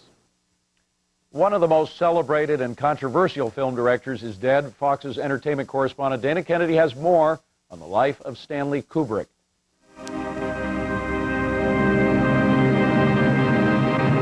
He was the director of classics that were as diverse as they were controversial. 2001, A Space Odyssey, A Clockwork Orange, Lolita, Dr. Strangelove. Mr. President, we are rapidly approaching a moment of truth both for ourselves as human beings and for the life of our nation. But Stanley Kubrick's death at age 70 on Sunday means he will not live to see his final film released in theaters. He died at his home near London of apparent natural causes. His family said there would be no further comment on his death. It was just late last year that Kubrick finally finished work on Eyes Wide Shut. Tom Cruise and Nicole Kidman star in the film about married psychiatrists who delve into a sexual underground. It was filmed under great secrecy. Cruise and Kidman released a statement saying they were devastated because Kubrick had become like family to them during the long London shoot. Kubrick got his start as a photographer for Look magazine. His big break came in 1960 when Kirk Douglas asked him to take over as director of Spartacus. Here's Johnny! Kubrick's later films included 1975's Barry Lyndon, The Shining in 1978, and Full Metal Jacket in 1987. This is my rifle! There are many like it, but this one is mine! Just what do you think you're doing, Dave? With its dazzling hypnotic imagery and enigmatic plotline, 2001: A Space Odyssey was considered a watershed in filmmaking. It was a sci-fi movie about man and his evolution in the universe. But Kubrick never tried to explain it. He once said he wanted people to be free to speculate about the movie's real meaning. A Clockwork Orange was Kubrick's most controversial film, a graphic movie set in the future about a young thug played by Malcolm McDowell who carries out rapes and beatings before being sent to prison where he's brainwashed. McDowell said Sunday that Kubrick was a heavyweight. He called him the last great director of that era. He was the Big Daddy. In New York, Dana Kennedy, Fox News. Fabulous director. We've got a lot more to come in the next hour. For all the details, we turn now to Shepard Smith. Shep? Thank you, David. 1 o'clock in the east now, 10 in the west, and straight ahead on Fox News Now, the nation mourns the loss of a true All-American. The great Yankee Clipper Joe DiMaggio has died at the age of 84. We'll have live reports from Yankee Stadium and near his home in Hollywood, Florida. Plus, where's Monica? Well, she's on her world tour, giving the British a taste of good old-fashioned American scandal. Are they buying her story? We'll have a report from London. Plus, the president's on a tour of his own, far away from Monica and the wife, for that matter. He's in Central America. We'll tell you what he's doing with a live report from Nicaragua. Those stories and much more in the next hour of Fox News Now. But first, it is the top of the hour and time for the top of the news. And for that, we turn to the news desk and Lauren Green. Hello, Lauren. Afternoon, Shepard. How are you doing? Excellent. Great. Thank you very much. And good day, everyone. An American icon has passed away. Baseball legend Joe DiMaggio died today at his home in Hollywood, Florida. The Hall of Famer suffered complications from lung cancer surgery last October. His body will be flown to his hometown of San Francisco, where he'll be buried Thursday. His 56-game hitting streak set in 1941 is one that may never be topped. DiMaggio, to me, was a personification of whatever was held great in baseball. In fact, I always gave Joe something that I could never see in any other ball. He had an imperial presence on the field that no other athlete in any sport had. It was absolutely incredible the way he carried himself, his posture, his stance, his whole demeanor was unbelievable. DiMaggio played 13 seasons with the New York Yankees. Team owner George Steinbrenner says he visited DiMaggio just 5 days ago and told Joe that everyone was waiting for him to throw out the first ball on opening day at Yankee Stadium. DiMaggio just smiled. Jolton Joe was 84, and we'll have a full report on Joe DiMaggio's life, plus a live report from Yankee Stadium in just a moment. Country music legend George Jones is making an amazing recovery. Doctors say Jones was at death's door when he arrived at the hospital Saturday. He was badly hurt after he lost control of his car and crashed into a bridge. But today, doctors say Jones is conscious and will be weaned off his ventilator. A surprise deal with the government should keep Intel out of court. The Federal Trade Commission and Intel worked out a settlement over antitrust charges. Intel says it's pleased with the deal, but won't talk about it. The government had accused Intel of bullying its competition. The trial was set to start tomorrow. The proposed settlement still needs final FTC approval. Susan McDougal says it's time to see the nitty-gritty details of the Whitewater investigation. McDougal says all the details will come out during her contempt and obstruction of justice trial. The charges stem from her refusal to answer questions about the president and First Lady. McDougal insists she has no information on their dealings in the failed Whitewater real estate development. Prosecutors say their evidence will prove she does. Monica's British media blitz got off to a shaky start. She burst out of her first book tour signing in tears, overwhelmed by the crush of reporters. But when the media was shown the door, the world's most famous intern came back. Ms. Lewinsky is in Britain, drumming up support for her tell-all tale, Monica's Story. But apparently the sell-off isn't so hot there. Well, finally, look out for Daddy Dearest. A new study says dads may be spreading bad vibes. Researchers at the University of Arizona track the flow of emotions in families, and their study finds dads are more likely to spread negative feelings to the rest of the family. In fact, the study says dads are 4 times more likely to take their anger out on the kids. Psychologists call it second-hand emotions. Researchers say one way to stop bumming everyone out is by telling them what's bugging you. And those are the headlines this half hour. Shepard, anything bugging you? Not at the moment. Okay. Not at the moment. Not at all, as a matter of fact. A little sad today, though. Two mighty important guys in our world have died this day or throughout the weekend. And Kind of a Blue Monday. Yeah, kind of a Blue Monday indeed, Lauren. Thanks a lot. There have been a few close